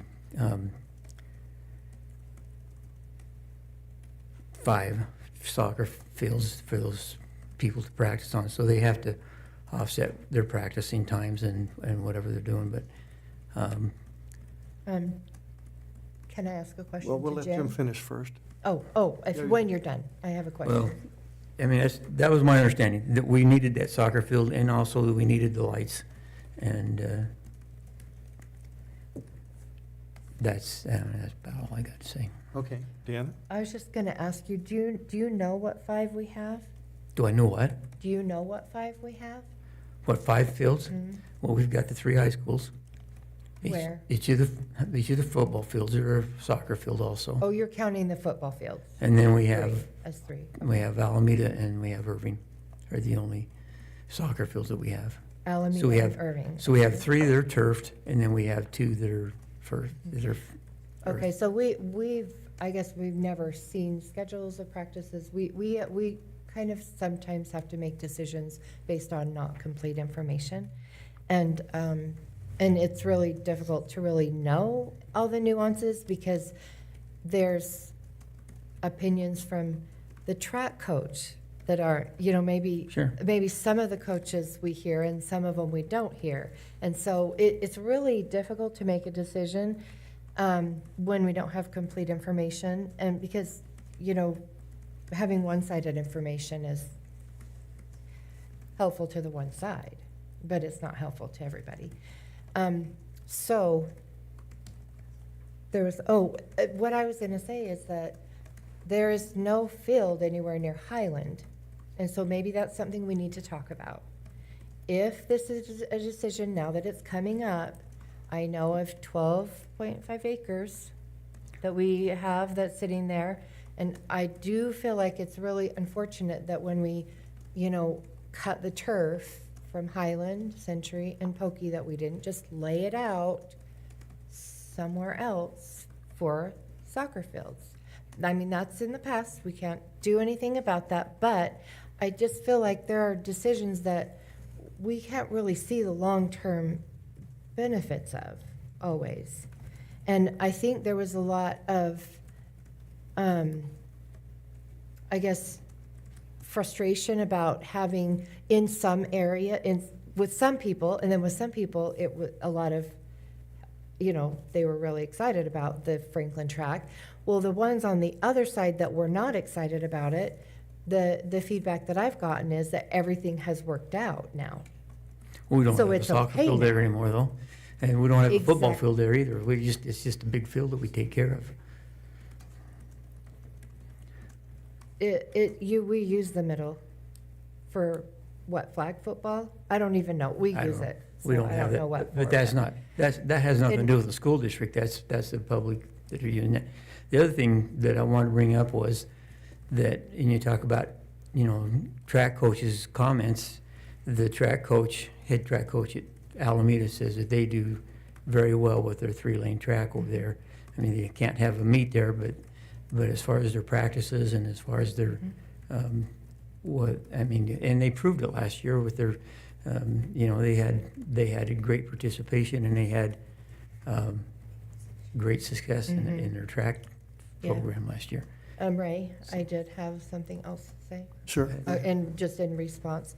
So I appreciate the one opinion that you brought up, but then also the fact that we had 5+ other coaches on the other side. So I think it's important they didn't have- I'm not going to talk about those again. I just want to, acknowledge that there were a lot of opinions on the other side as well. From pokey track coach to a lot of different areas, and then even high school. And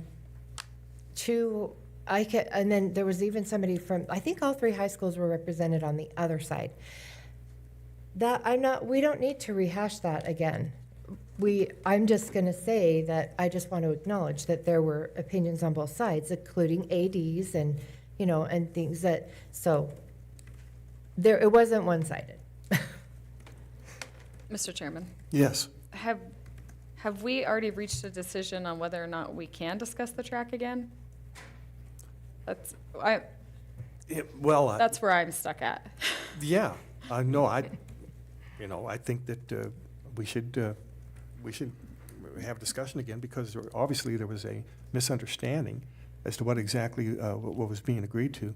I think that we realized that Jonathan has a lot of bids to put out, et cetera. We had a whole blanket of items in there, and we wanted to move ahead, because we have schedules we need to meet. But that we were, this discussion, was going to be open, before we made a final decision on it. And, when people feel strongly about it, I think we have, half the board here feels very strongly about it, and I'm inclined to agree with you about the Irving track. That would seem that there would be a consensus that we should revisit the issue. May I ask then, may I ask Ms. Johnson, what would the vote need to be? Like, how would you word a vote to revisit that decision again? Would it be the same as last year's change order?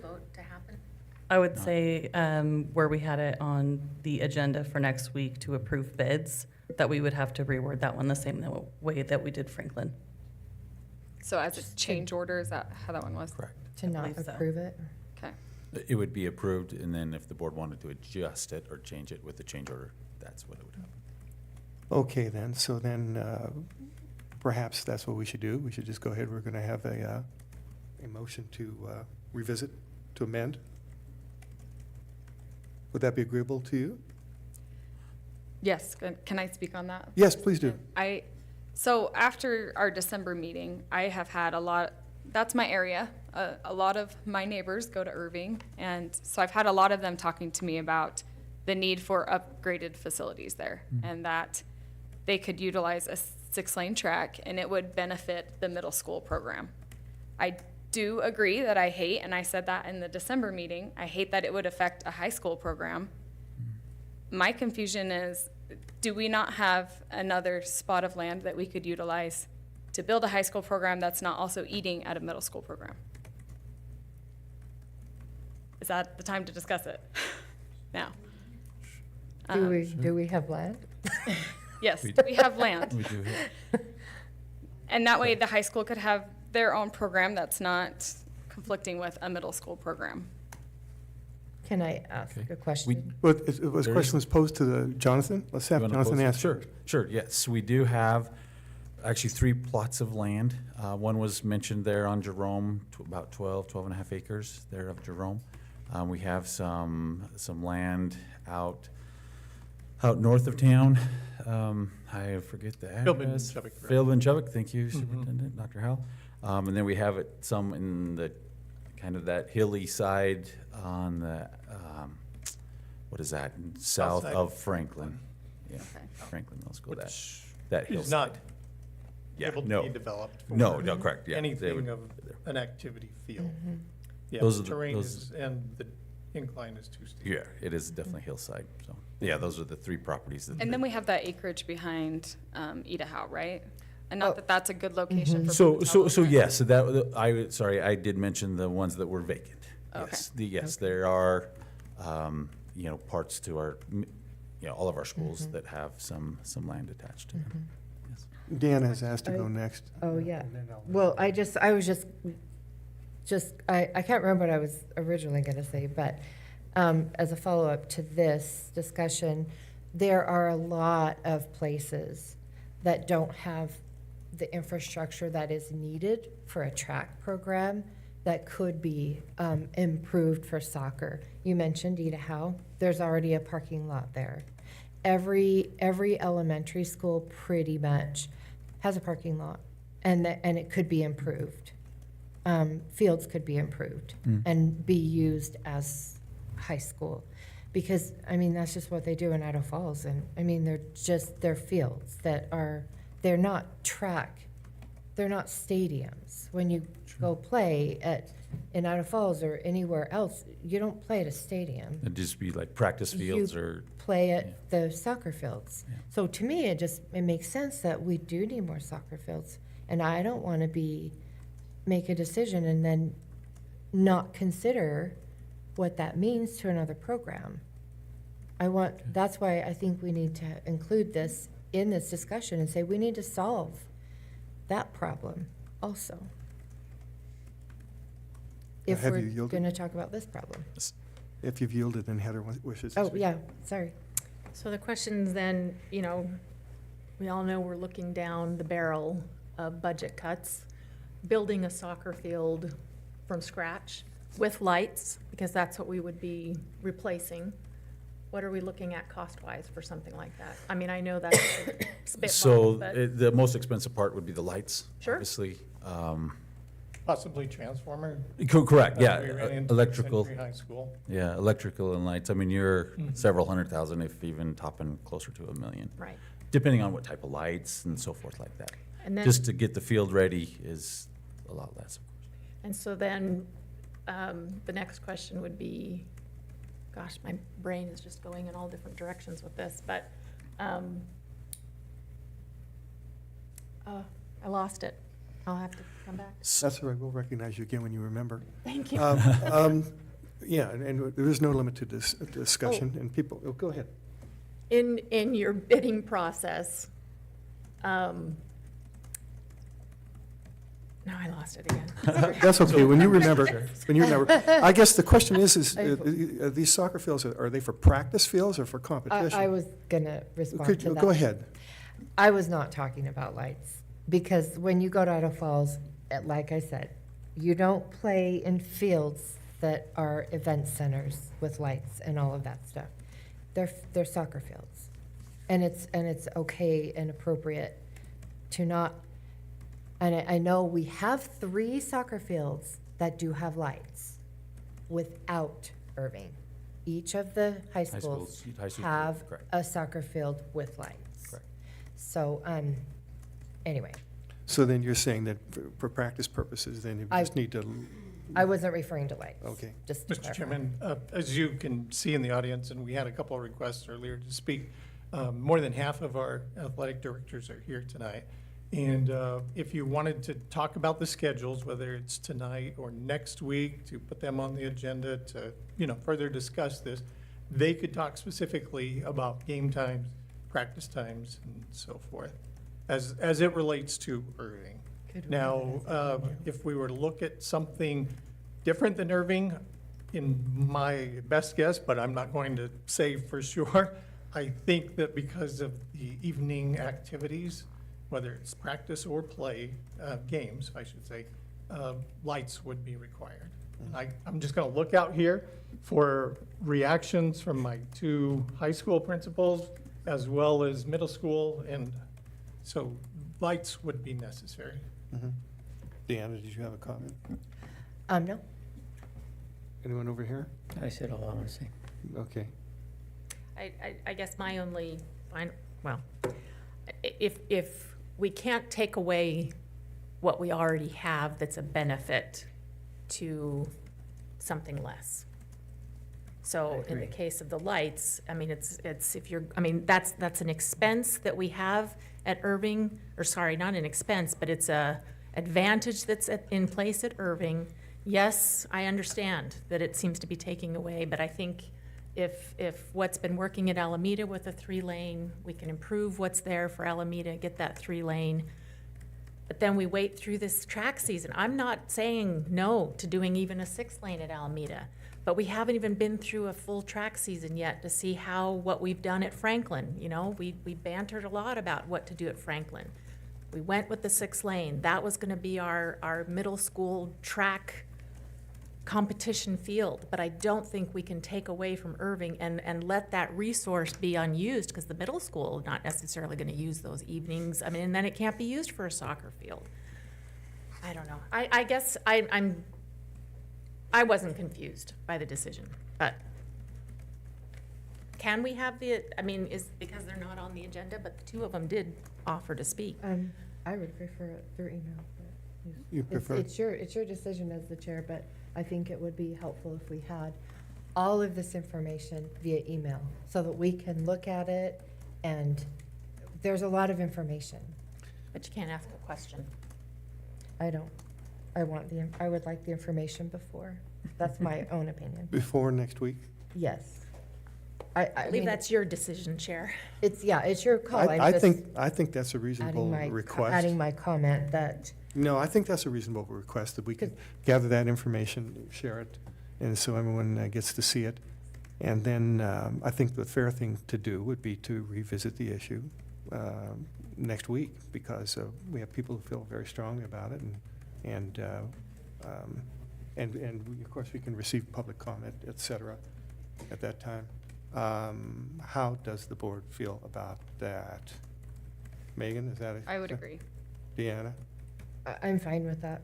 I'm fine with whatever you decide. Yeah, I'm fine with that too. Jim? Sure. My only comment is that we have individuals here that can speak to this issue. They've taken the time to be here. We could at least hear from them. Does anyone object to that? Oh, well, by all means then. No, I would like both, though, like if they Sure, speak to us and but then I'm email thinking us. if they're here. Yeah. Yeah, no, definitely we want to receive emails, but Yeah. since they're here and they're willing to speak, and I've got time, I don't know about the, the time restraints of others who have young children and everything else, but if there is no objection, Can we limit the time? yeah, let's go ahead and, It would be the same as Like public 3 comment, minute, right? like 3 minutes. minute public comment? let's- Is that what the deal is, or what? well, let's have Are like, you recognizing public comment? Is that what you're doing? yeah, let's have people who want to speak on this issue, let's give them 5 minutes each. How's that sound? Thank you. Mr. Chair, would you like me to stay here? Yeah, you can stay there, Jonathan. I think, you're always, Want me? Jonathan, Wherever you're comfortable. just a comment here. Yes. Jonathan, I appreciate all your hard work, and I appreciate the hard work of the SIP committee. Thanks. And you always come very well prepared. You're always very concise and always very helpful. Thank you. And you're nothing but an asset, and so please do stay there. Okay. So if we have additional questions, you'll be available. You bet. Okay. And so then, let's see who wants to go first. Travis. Okay. And please introduce yourself. Hi, my name is Molly Johnson. I'm the Assistant Principal and Athletic Director at Alameda. I'm sorry, I didn't quite catch your name. I'm Molly Johnson. Molly Johnson. Yep, and excuse my voice, it's very sick. Oh, okay. So to address some of the questions that we had about not having complete information before discussing as a board, we did have an email that was sent out with the full soccer and track schedule for all secondary schools to every board member on December 19th, 2025, that had necessary lights, schedule times, all 3 high schools, all 4 middle schools, what the middle schools were hosting, what the high schools were hosting on a rotating schedule. So all of that information was provided to the board on December 19th. What questions do you have about middle school? Well, we're track? not supposed to really interact with. It's not Q&A? No, Gotcha. it's not. It's just Okay. Public comment? What I would say, I would be remiss to not say as an athletic director supporting a middle school that, of course, every middle school in Pocatello would love to have a full 8-lane track, right? We would take a 6-lane track. That would be great. All of those things are great. But speaking as an educator in our district, there are such more important things to be talking about with our budget and with our SIP plans that has to do with the academic success of our learners, that does not have to do with track and outdoor facilities. As much as I support those things, I'm a huge supporter of youth athletics in our community. Saying that this is not a major project or this is not a big deal truly is offensive to what we're doing in our buildings with our student populations and how it impacts equity and inclusion across our school district.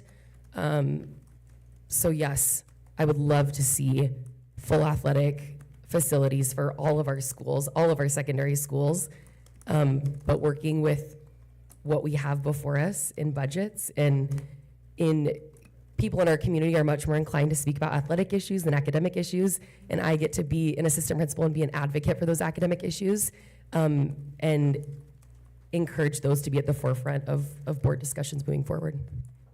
Thank you. Who would like to be next?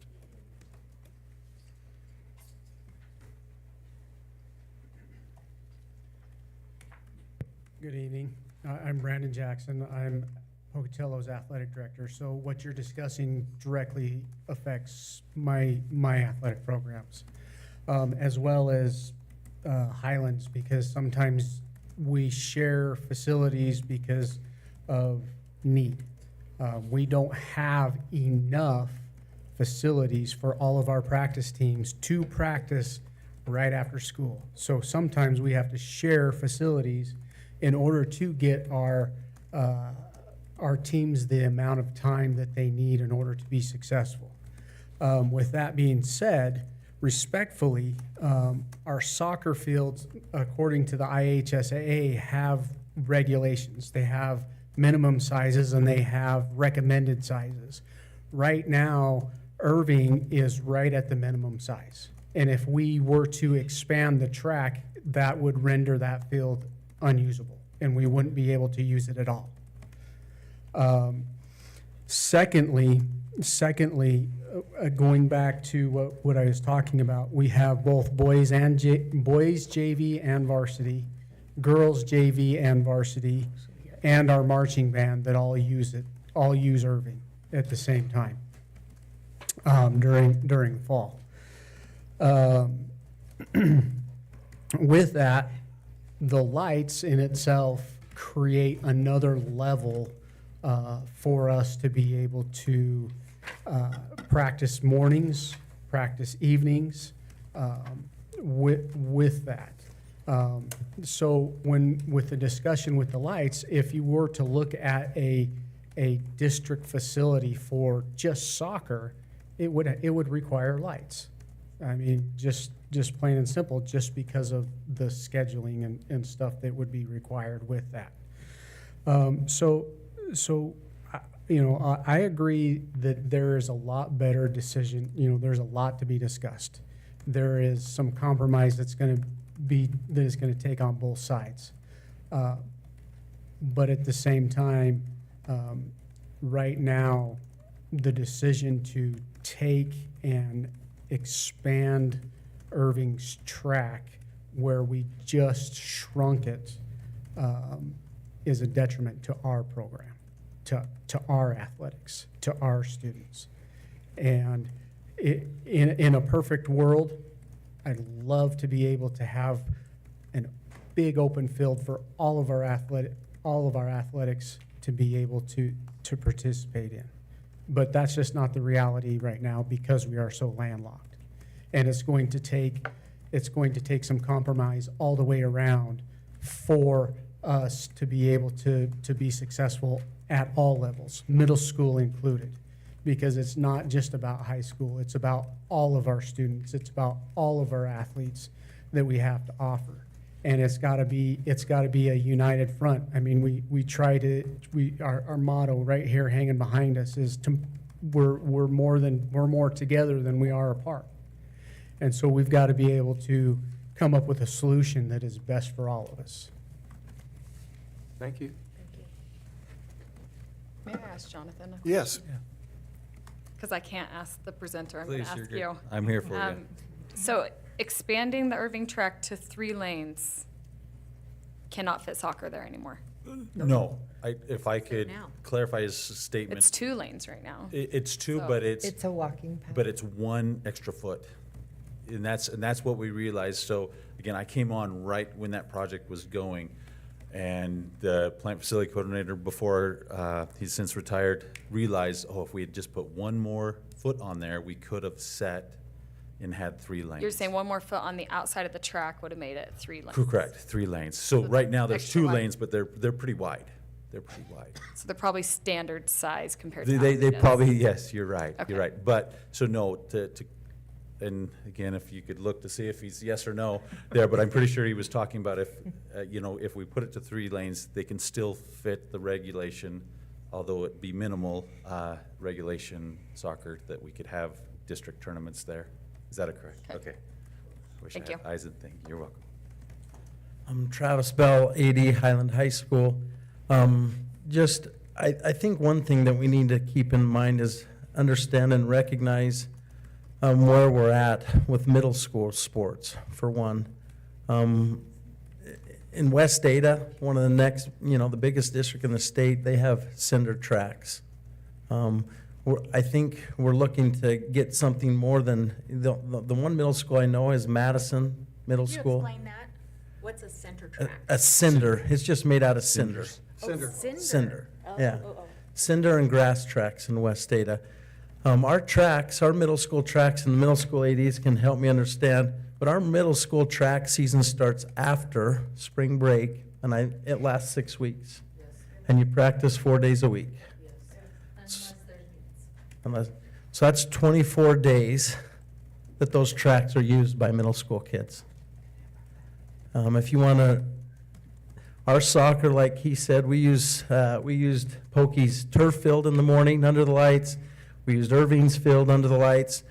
Lights are huge. I have a baseball coach right now, and Jonathan knows this, that would love to have lights because it'd make a huge difference in our high school programs. Our kids, our baseball kids right now and softball kids miss a lot of school because they have to get out and it's daylight.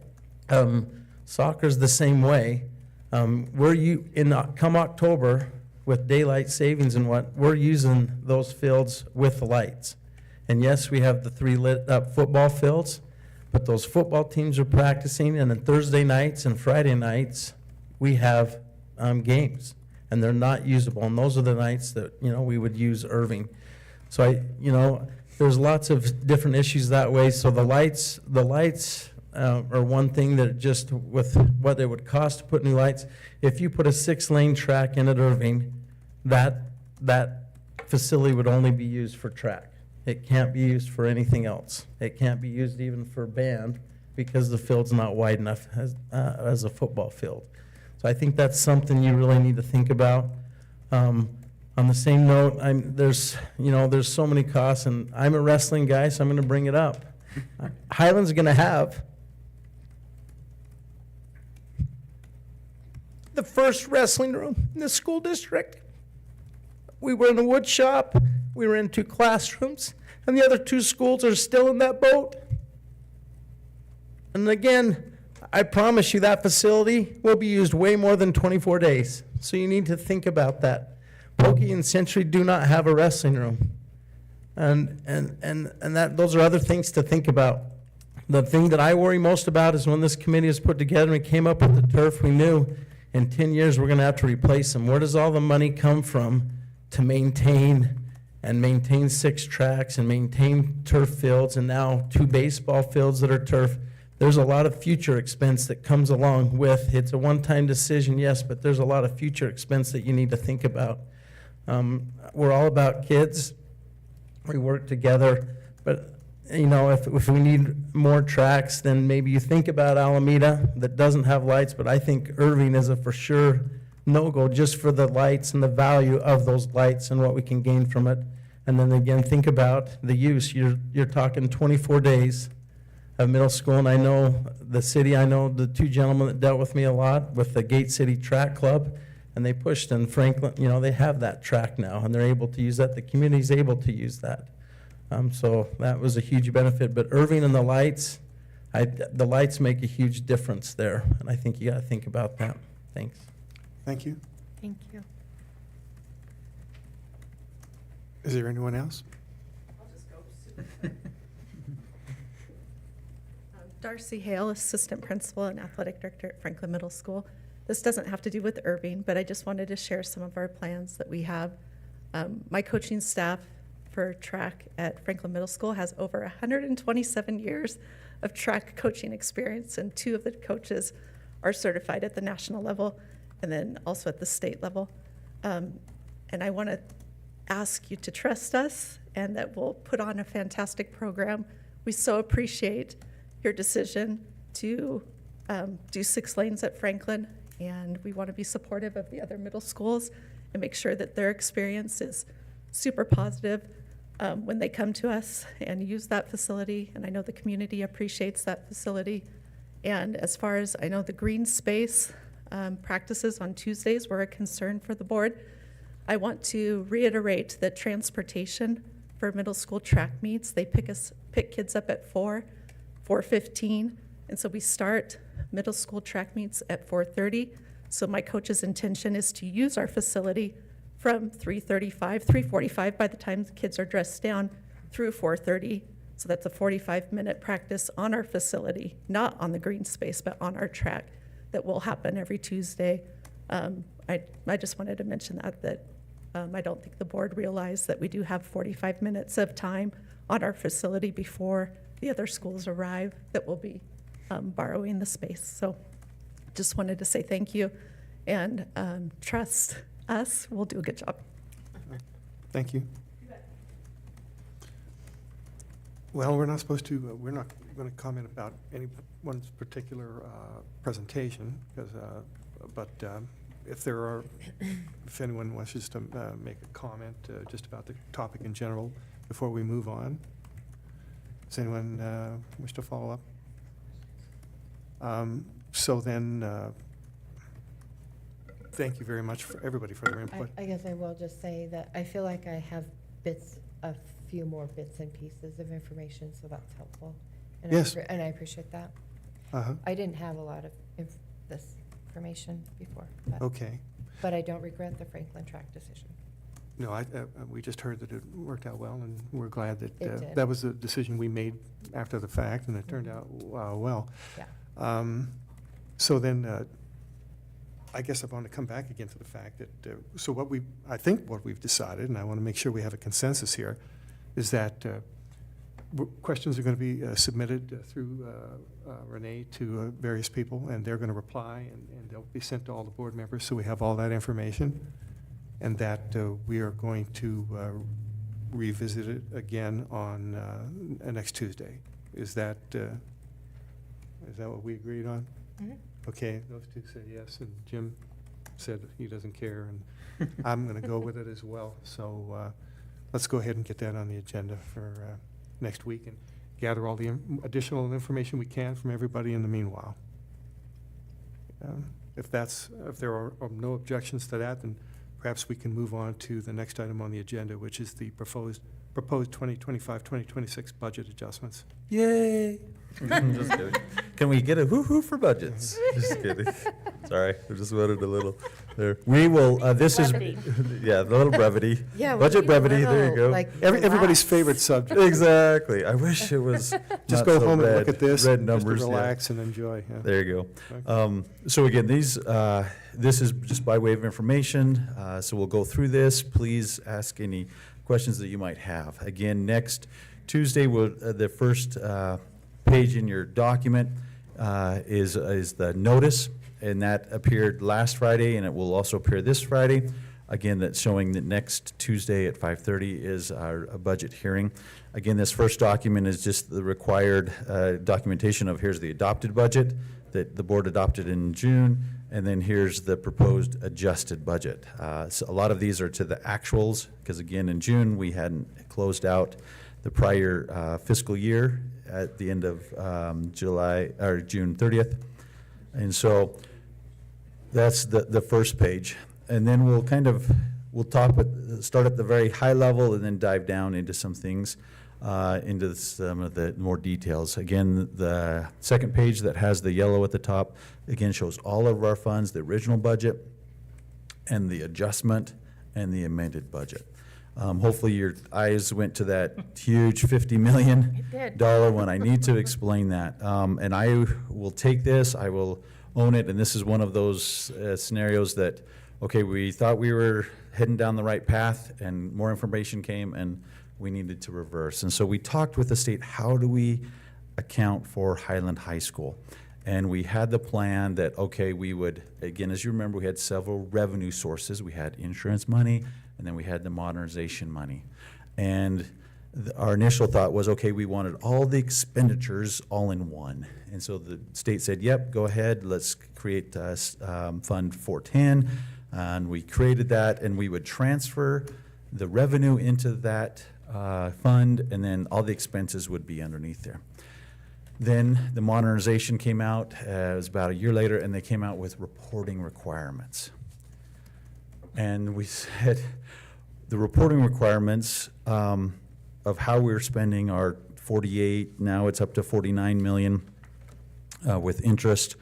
How are we spending that money? We realized that if we mix those with the other funds, the insurance fund of how we build Highland, that we might not be able to accurately tell the state how we spent that money. So we reversed track. And so we're abandoning 410, and we're keeping the expenditures kind of segregated between insurance, obviously, as you know, and then once that insurance is done, then it's Fund 436, which is our school, the modernization facilities. So to look at the entire picture of Highland, we would basically go through those two funds, but we felt it was more important because it would be looked at more closely at those reporting requirements of how we spent this, our modernization money. So is 436 a new line item then? Correct. That's the fund that the state said, this is where you're going to track all of that modernization money.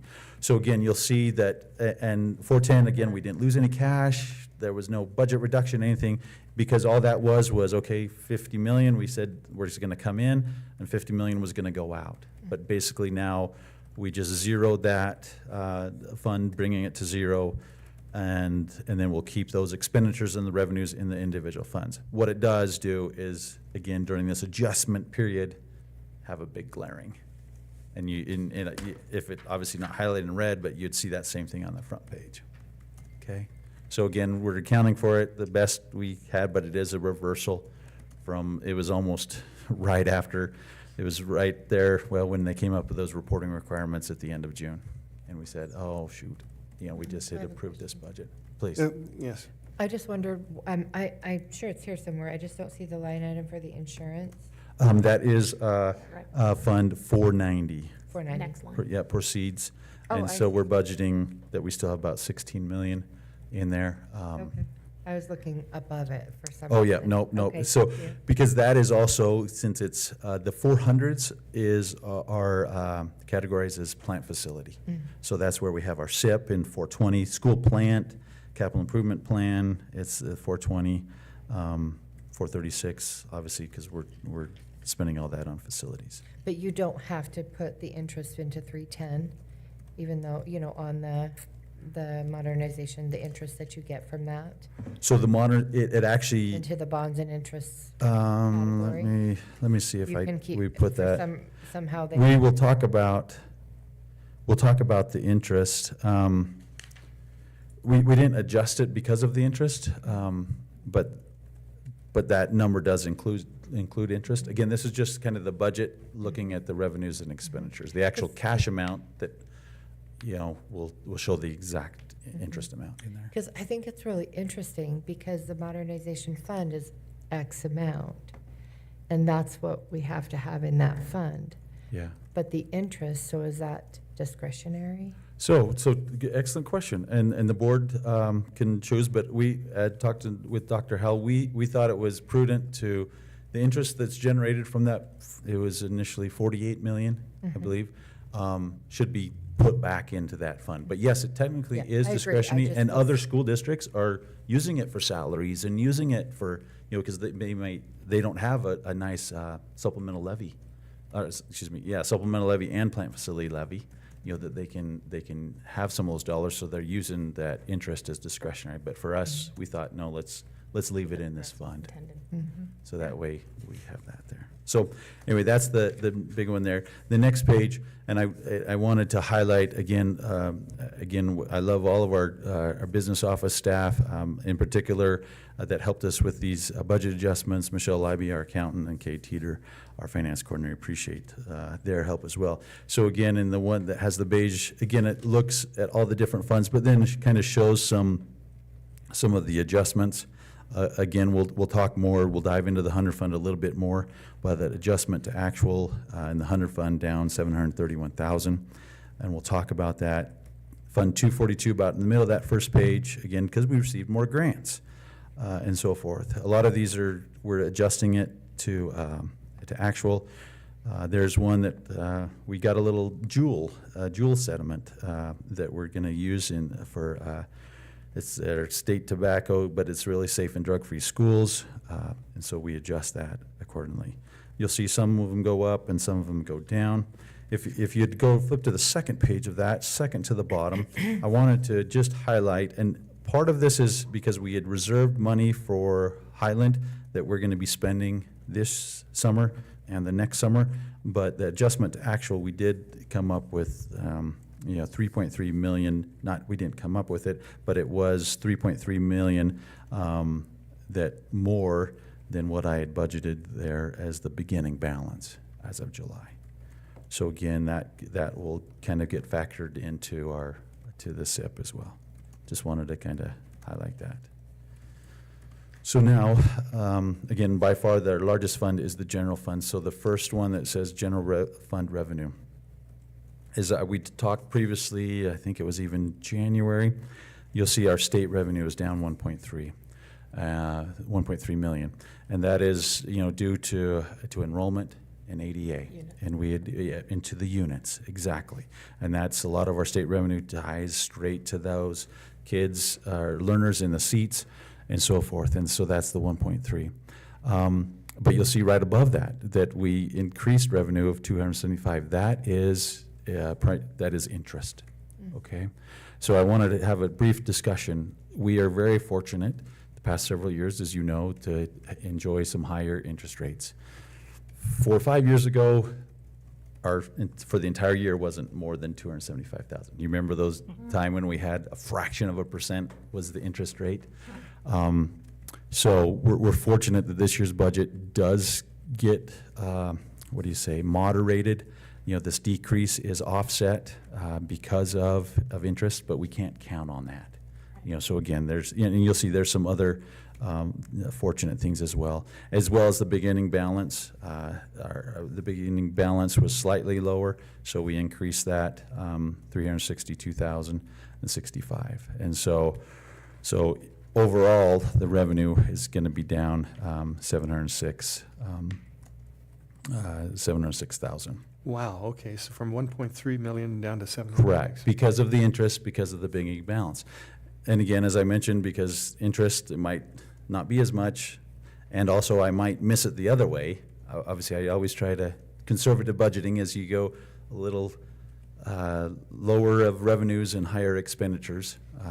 But sometimes I have missed it the other way and thought, and then that would be a negative, obviously, if I miss it in the wrong direction. So the next page is the expenditures. This is, we adjusted 155 accounts out of I think there's about 900 accounts in the general fund. You'll see the first couple ones that the salaries and benefits actually went up. Again, we didn't, this is not because we hired extra, this is not if any raises. And if you look at that percentage, it's less than 1% difference from the 65 million to the 526,000 in salaries. And so this is basically it's just a budget function. Again, for example, I'll mention one portion of it. There's many different ways that make up that amount. One portion is that teachers and administrators have until September 1st, to earn additional credits and to move up on our ladder, on our scale. And so, but of course, we don't know that when we set the budget in May and you approve it in June. And so, anyway, that's why those went up a little bit. Purchase service. Mr. Rawls, I Yes, just wanted to please clarify. go ahead. You said not because we hired additional staff, but essentially the 1.3 in the negative was because of that. Okay, thank you. Yes. Yeah, Mhm. yeah, thank you for, Because we are over in our units, as I've talked to you before. Thank you. We are overhired 7.5 units this year already. We anticipate at least 5 to 7 again next year. yeah. And so that 1.3, Jonathan is showing you how we can make up that difference this year.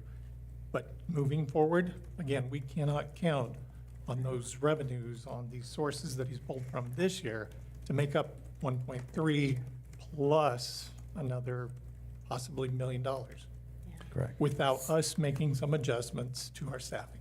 So I have a question. Go ahead. Yeah, please. So does that mean we are not, to be wise, not hiring until we know if we have the money for it? I mean, attrition, retiring, that's not firing anyone. Correct, correct. That's just, And I have that's, my staff looking Yep. to reduce 14 to 15 positions no, this year. no, aren't 9 of them taken through attrition? Or what, We're what's the going to try to number? get them all through attrition, Oh, okay. yeah. Okay. But Because I thought, we've been able was to it do that 9 the that were last guaranteed? 2 years, and I don't want to touch programs. I don't want to touch people who are, existing employees through a reduction in force. So we are doing our best to find a way to reduce positions another year. Moving forward into the guarantee. next year, the years after, we could be looking at programs. I don't know if you've seen the article in Idaho News on Idaho Falls, and I think that would be a good place to start. I'll send you the link, but you can see, eventually, we could, and what I've been told is this is not a one-time deal, right? This $450 million that the state lost last year will continue to carry forward unless there's some reversal of that, or unless revenues pick up through income tax, property, or whatever. sales Right, tax, yeah, yeah. And so, Open the that's coffers. that's essentially a budget Exactly. crisis where we're said to be, remain flat. Well, all the cost increases and enrollment continue to drive our budget down. And so when we're talking about adding programs, I caution the board, I do not think that in this time, that's a possibility. Not when we're looking at either reducing programs this year or reducing programs next year. And again, that translates to possibly reassignments, but it could also translate to reduction in force if we're not careful with our money. I do have a question. Yeah, Another go ahead. Question. With 200, 188 or something like that, almost 200 less enrolled in the elementary, are we adjusting those classes Yes, we are. to? Absolutely. Yeah, Okay. You can look at Mr. Watson. I've demanded a lot of him because of that. And it came up earlier in the board meeting that we have been able to do that through our enrollment. And we've looked at, as you all know, we closed the school last year so that Right. we could get more teachers in a fashion that doesn't affect the classroom. It evens things out. And that's what we've tried to do. Yeah, I was going to comment on that. I mean, that was a very tough decision.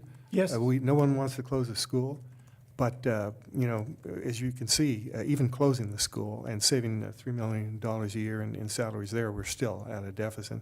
So that was a difficult decision. We didn't enjoy doing it, but, we have to pay the bills, and that's why we did that. And Yes. the 230 kids that were at Washington, we have another 200 to almost 200. And while we're talking about budgetary Decrease. shortfalls too, though, of Again. course, then the question of Washington Elementary comes to mind when we're talking about $9 million. Is that what it is? Correct, yeah, 8 or 9 Refurbished it, million, correct. et cetera. So, again, I've always said, and one of the most important things we do, well, everything we do is important, but one of the most important is the way we take care of our special needs students. And we keep getting these unfunded mandates, federal and state, and they're not giving us any money. And, that's a serious matter, and these are the people, these are our most needy students. So I appreciate all of your insight on this, and of course, Jonathan's got the difficult job of making all the figures come out. And it's definitely a team effort, for sure. Yeah. So as we look at that enrollment, as it moves into the middle schools, we're looking to get 4 to 5 positions through attrition in that way. As it moves through. Yes. But again, it will affect Mr. Watson to the tune of possibly 8 or 9. And we've been looking at programs, because if there are no other alternatives and we have to staff a school, now if we have to pull a program and put kids back into homeschools, that could be a possibility. I'm trying to avoid that this year, as we all are. Our team talks about this every week. And so, again, it's just concerning to me, is with your assistance, move this district forward. But when we're talking about adding more programs, I'm going to tell you, there's a point break, and we are going to go backwards. And not just for 1 or 2, we could be possibly going for more. I guess, may I make a Yes. comment to that? I guess the thing that I have a hard time is that, we also were looking at how, it's that fine line. I totally agree. I know you know where I'm going with I this, do is know that it. if we need things that draw people in versus just, And keep I should also, I could share with you an email, that, PCCS is already starting to look at that 4-day school week and how they're, so I think the charter schools are now starting to create programs or change their thinking of things and. To save money. Yeah, well, Yeah, but, and so how are we addressing that where it's not just, we just accept every year that, okay, more leaving? I don't know. I get it. And that's why it's a Yes, tough it is. decision No, to make. I think we're all in You agreement on that. I balance guess that. we're all in agreement on that. I just, we're looking at is bang for the buck or cost benefit ratio. And if we're going to add something, whether it's, it's worth the cost and et cetera. And if it can, I'm sorry, can I? Yes, please do. And if we're going to, if it can be paid for in another way, one thing, there's give and take. Right. And things, and so I don't think it's necessarily adding on top without taking, we have to be responsible. Of course. And we do have to, but I just wanted to say one thing. I really appreciated the president of ISU, right when these came out, he immediately, just did, in just a very positive, it's very negative, but in a very proactive way, responded to it. And we are going to, one of my really good friends' husband lost their job. That's really sad. But he was very proactive in, saying, we want to be successful going forward. And so, when we give and take, yeah, it's hard because there is give and take, and I don't, yeah, that's it, sorry. I Okay. don't even know what to say. One more point, if I may. Yeah, sure. So, and ISU is in a little bit different position than we are. They know that they've already been cut 3% this year and another 1 to 2 next year. Again, until the JFAC, the funding branch of the legislature, finalizes their budget, we don't know exactly what our numbers are. So that's why we're in a bit of a holding pattern right now. But when it's time and we feel confident in our recommendations to you, we will come forward and share where we think we'll have to reduce and by how many. But I just can't say with 100% confidence that I can tell you that today. Right. I can speculate, but Yeah. I need all the information before I come to you or it'll be worthless Yeah. information. Well, thank you. I appreciate that. That is really helpful. So I know, and I kind of actually chatted with Renee right before our meeting started, the ISBA is doing that training. It seemed to be focusing on how to deal with budgets, and then she mentioned something that we might do it with ourselves. Have we, how soon can we do that? That's an email. I Right. think me and Ray are It is, the only ones. and that that's No. all I would responded. say, instead of talking about it, because it's not on the agenda right now, I is just thought, 'cause we're to talking budget. you look know, at the email that I sent. Somewhat related.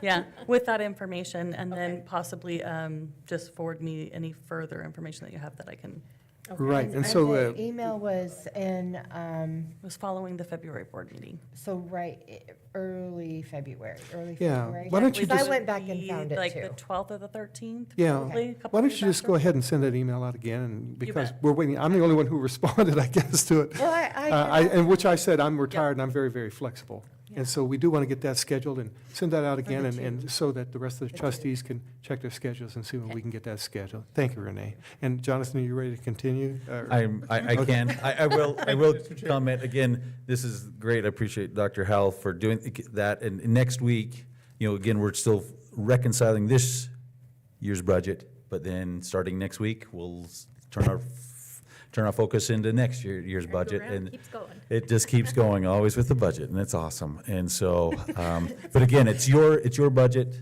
and we'll talk about priorities and, but like I said, there's definitely some challenges out there too, but I know our team, the board, as part of the team, we're all together in this. And so to continue on that last page, just a couple things again, that we escaped this year. Like, this is how we're balancing the budget this year. Purchase services, that is utilities. That's warm weather. Obviously, normally you never touch that, right? But I'm fairly confident, and we probably say it was about 200,000 that we saved because of the Kept warm the heat weather. off. Turn the heat off, okay, fine. So we adjust that, so that helps. So we don't have to take as much from the appropriated fund balance. The big one in supplies and materials is textbook adoption.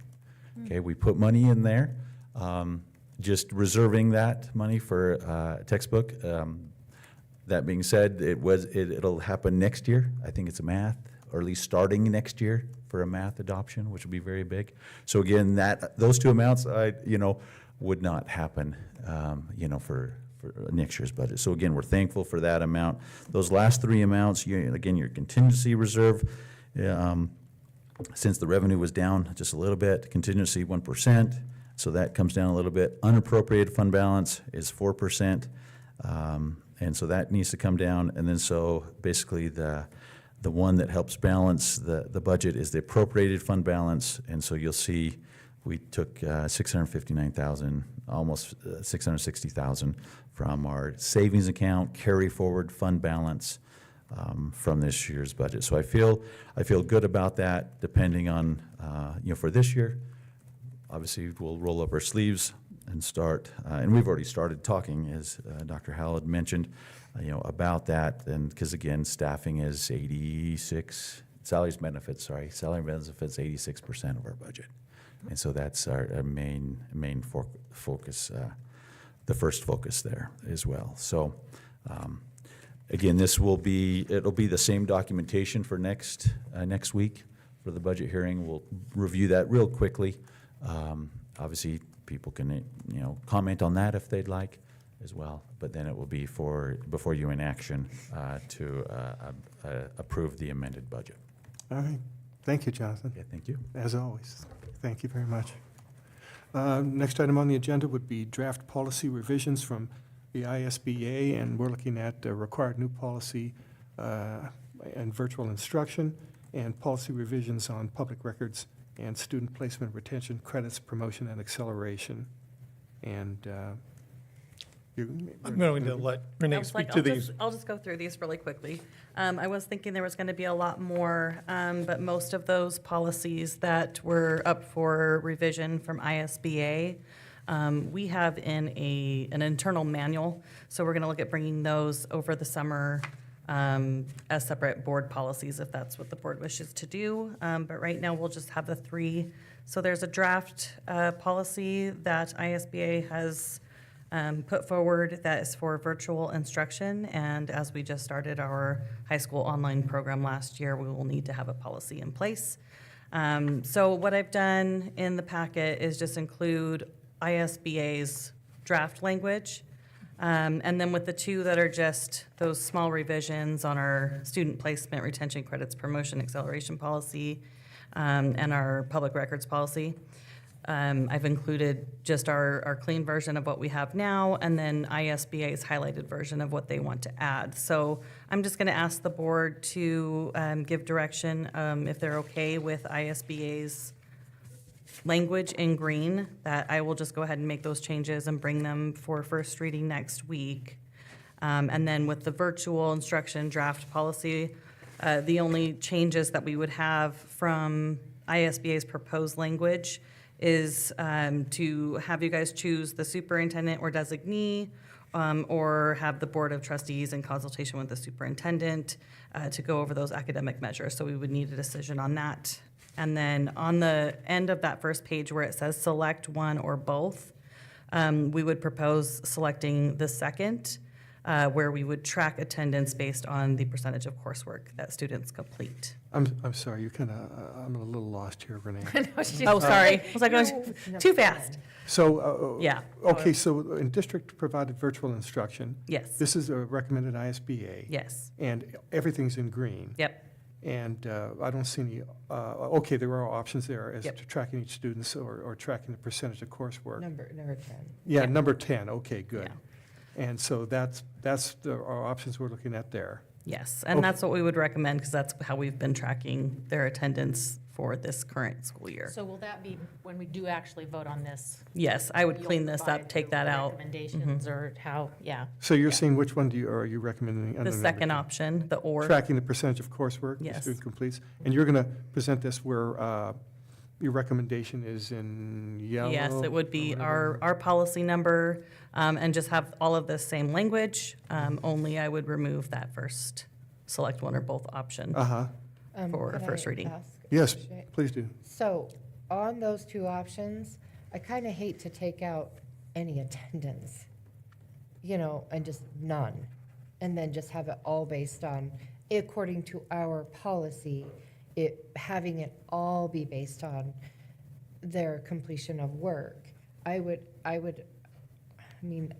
like to be able to require them to be in virtual attendance at least a minimum amount. Okay, got you. Maybe I a- would need Amy maybe a and Sue to speak to combination of that. it, 'cause it just feels like if they never, ever show up, there are skills that you So- gain by face-to-face too.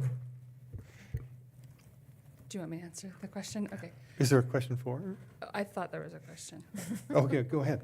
If there's not a question, I'll wait. I would say the question is, are we using that first option where it's tracking a student's actual hours of attendance compared to the completion of coursework? If we're doing both, do you want to leave both in there? It's difficult, you can't track the students' hours of attendance because like, for example, in order for an online program to provide the flexibility that it's intended to provide, a student could perhaps do all of their work in 2 days for 14 hours a day. We're not tracking the hours it takes them to complete the assignment. The only way to track it, and this is what most districts are doing, online platforms, online schools are doing throughout the state, they're doing it based on a percentage of work completed. So my question is just, is there any face-to-face at all? No, Okay, that was the clarification that, yeah. okay, that's all I There- was wondering. Currently, we're asynchronous, which I think is really important. Currently, we're asynchronous, which is not, we're not face-to-face, it's self-directed learning. So then I think I understand now what we're looking for at the district-provided virtual instruction. Mhm. Okay, and then. According to what our program. So then, did we discuss the other two? Because I kind of got lost there. The public records and the student, I'm sorry, yeah. I didn't quite get there, Okay. because I was just kind of going over how I included it was to show the ISBA version with their proposed language, but I've also included our clean version of the current policy. So you can kind of Oh. review the differences between what ours looks like. Do you want to add this language to ours? Do you want to adopt the ISBA's Which one's policies? our clarified one we're talking about? Because, It would be for the ISBA policy, records available to the public, Oh, and okay. advancement requirements. okay, that's what I was missing out on. Oh, okay. Yeah, and then towards the bottom, I have our current policies that are public records, and then the student placement retention. Oh, so Yeah. so everything in white is what we've got now? Yes, And then the green is which would be added? yes. And then we have some crossed out there in pink or red or whatever. Right, which that's ISBA's policy, so we wouldn't necessarily need to cross that out. Because ours doesn't exactly match ISBA's. And especially our student placement and retention policy varies quite differently from ISBA's policy. So that would be a major change if we decided to adopt theirs. I'm sorry, can you say that again?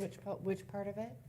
So ISBA's policy is advancement requirements, grades 6 through 9. The only policy that we have that aligns with that is our student placement, retention credits, promotion and acceleration policy.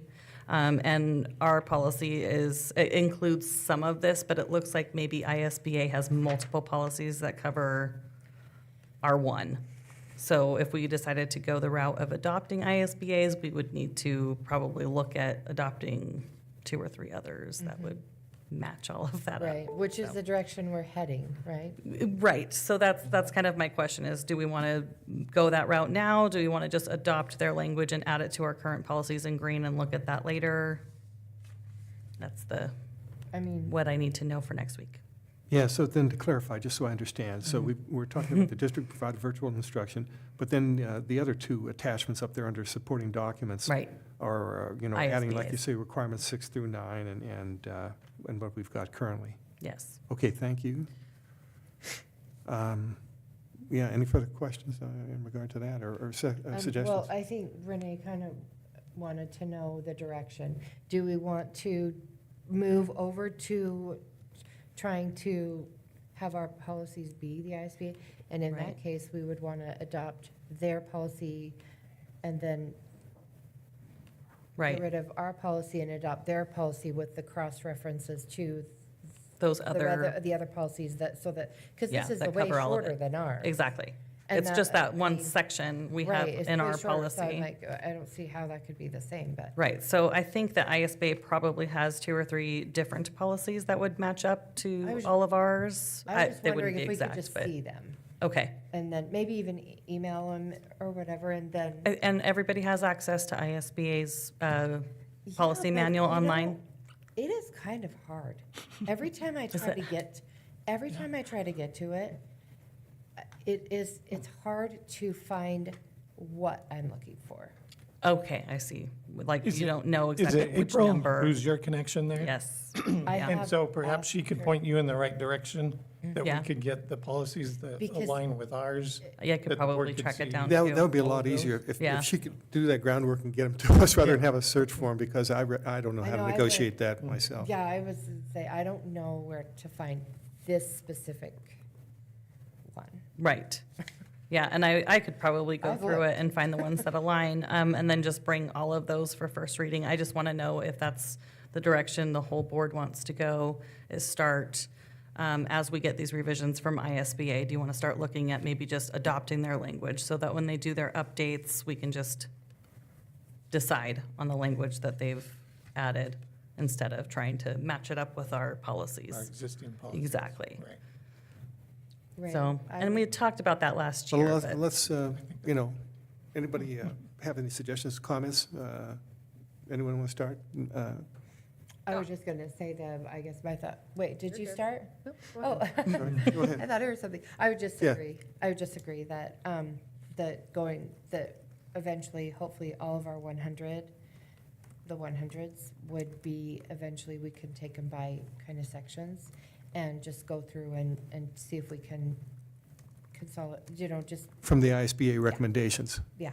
But making sure that we agree with that. Uh-huh, So of course. That's why we couldn't just adopt their whole manual, we No, couldn't right, have that, absolutely, You know, yeah. so, but, yeah. Megan? Yeah, I would say that's a good direction because they're doing the groundwork for us, keeping it legal, and Yep. if we can just follow Not that. duplicate the efforts. That'd be great. Yes. Heather, comments in regard to this? Good. Yeah, that sounds good to me.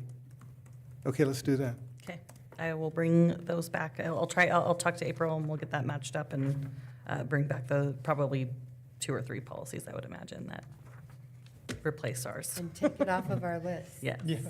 We'll check it out. Okay. And so then the last 2 underneath there? Yeah, those are just our current policies, so we would be And- looking to get rid of those and replace it with ISBA's. And once we have all of the ISBs, we could, Yep. And we're going to have a look at them. all of it, and make sure that we agree. Yep. Okay. All right. Then if no one has any more comments or? I have a comment, Please do. just real quick. On a positive note, I got a call from a friend who has a friend who has a daughter at New Horizon, who actually had been in trouble and wasn't doing so well. And she has just excelled at New Horizon. Wow. And has just loved it there, loved the staff. Wonderful. And has done really well, so.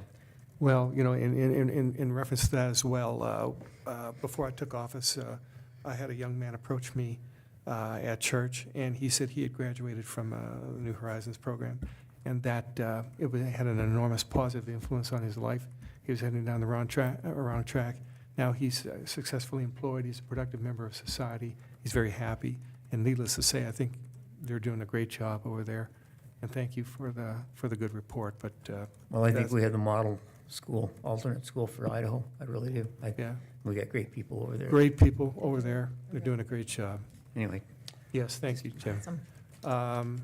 Okay, so are we ready to, okay, so I guess that's it. If we have nothing else, if there are no objections, then perhaps we're ready to adjourn.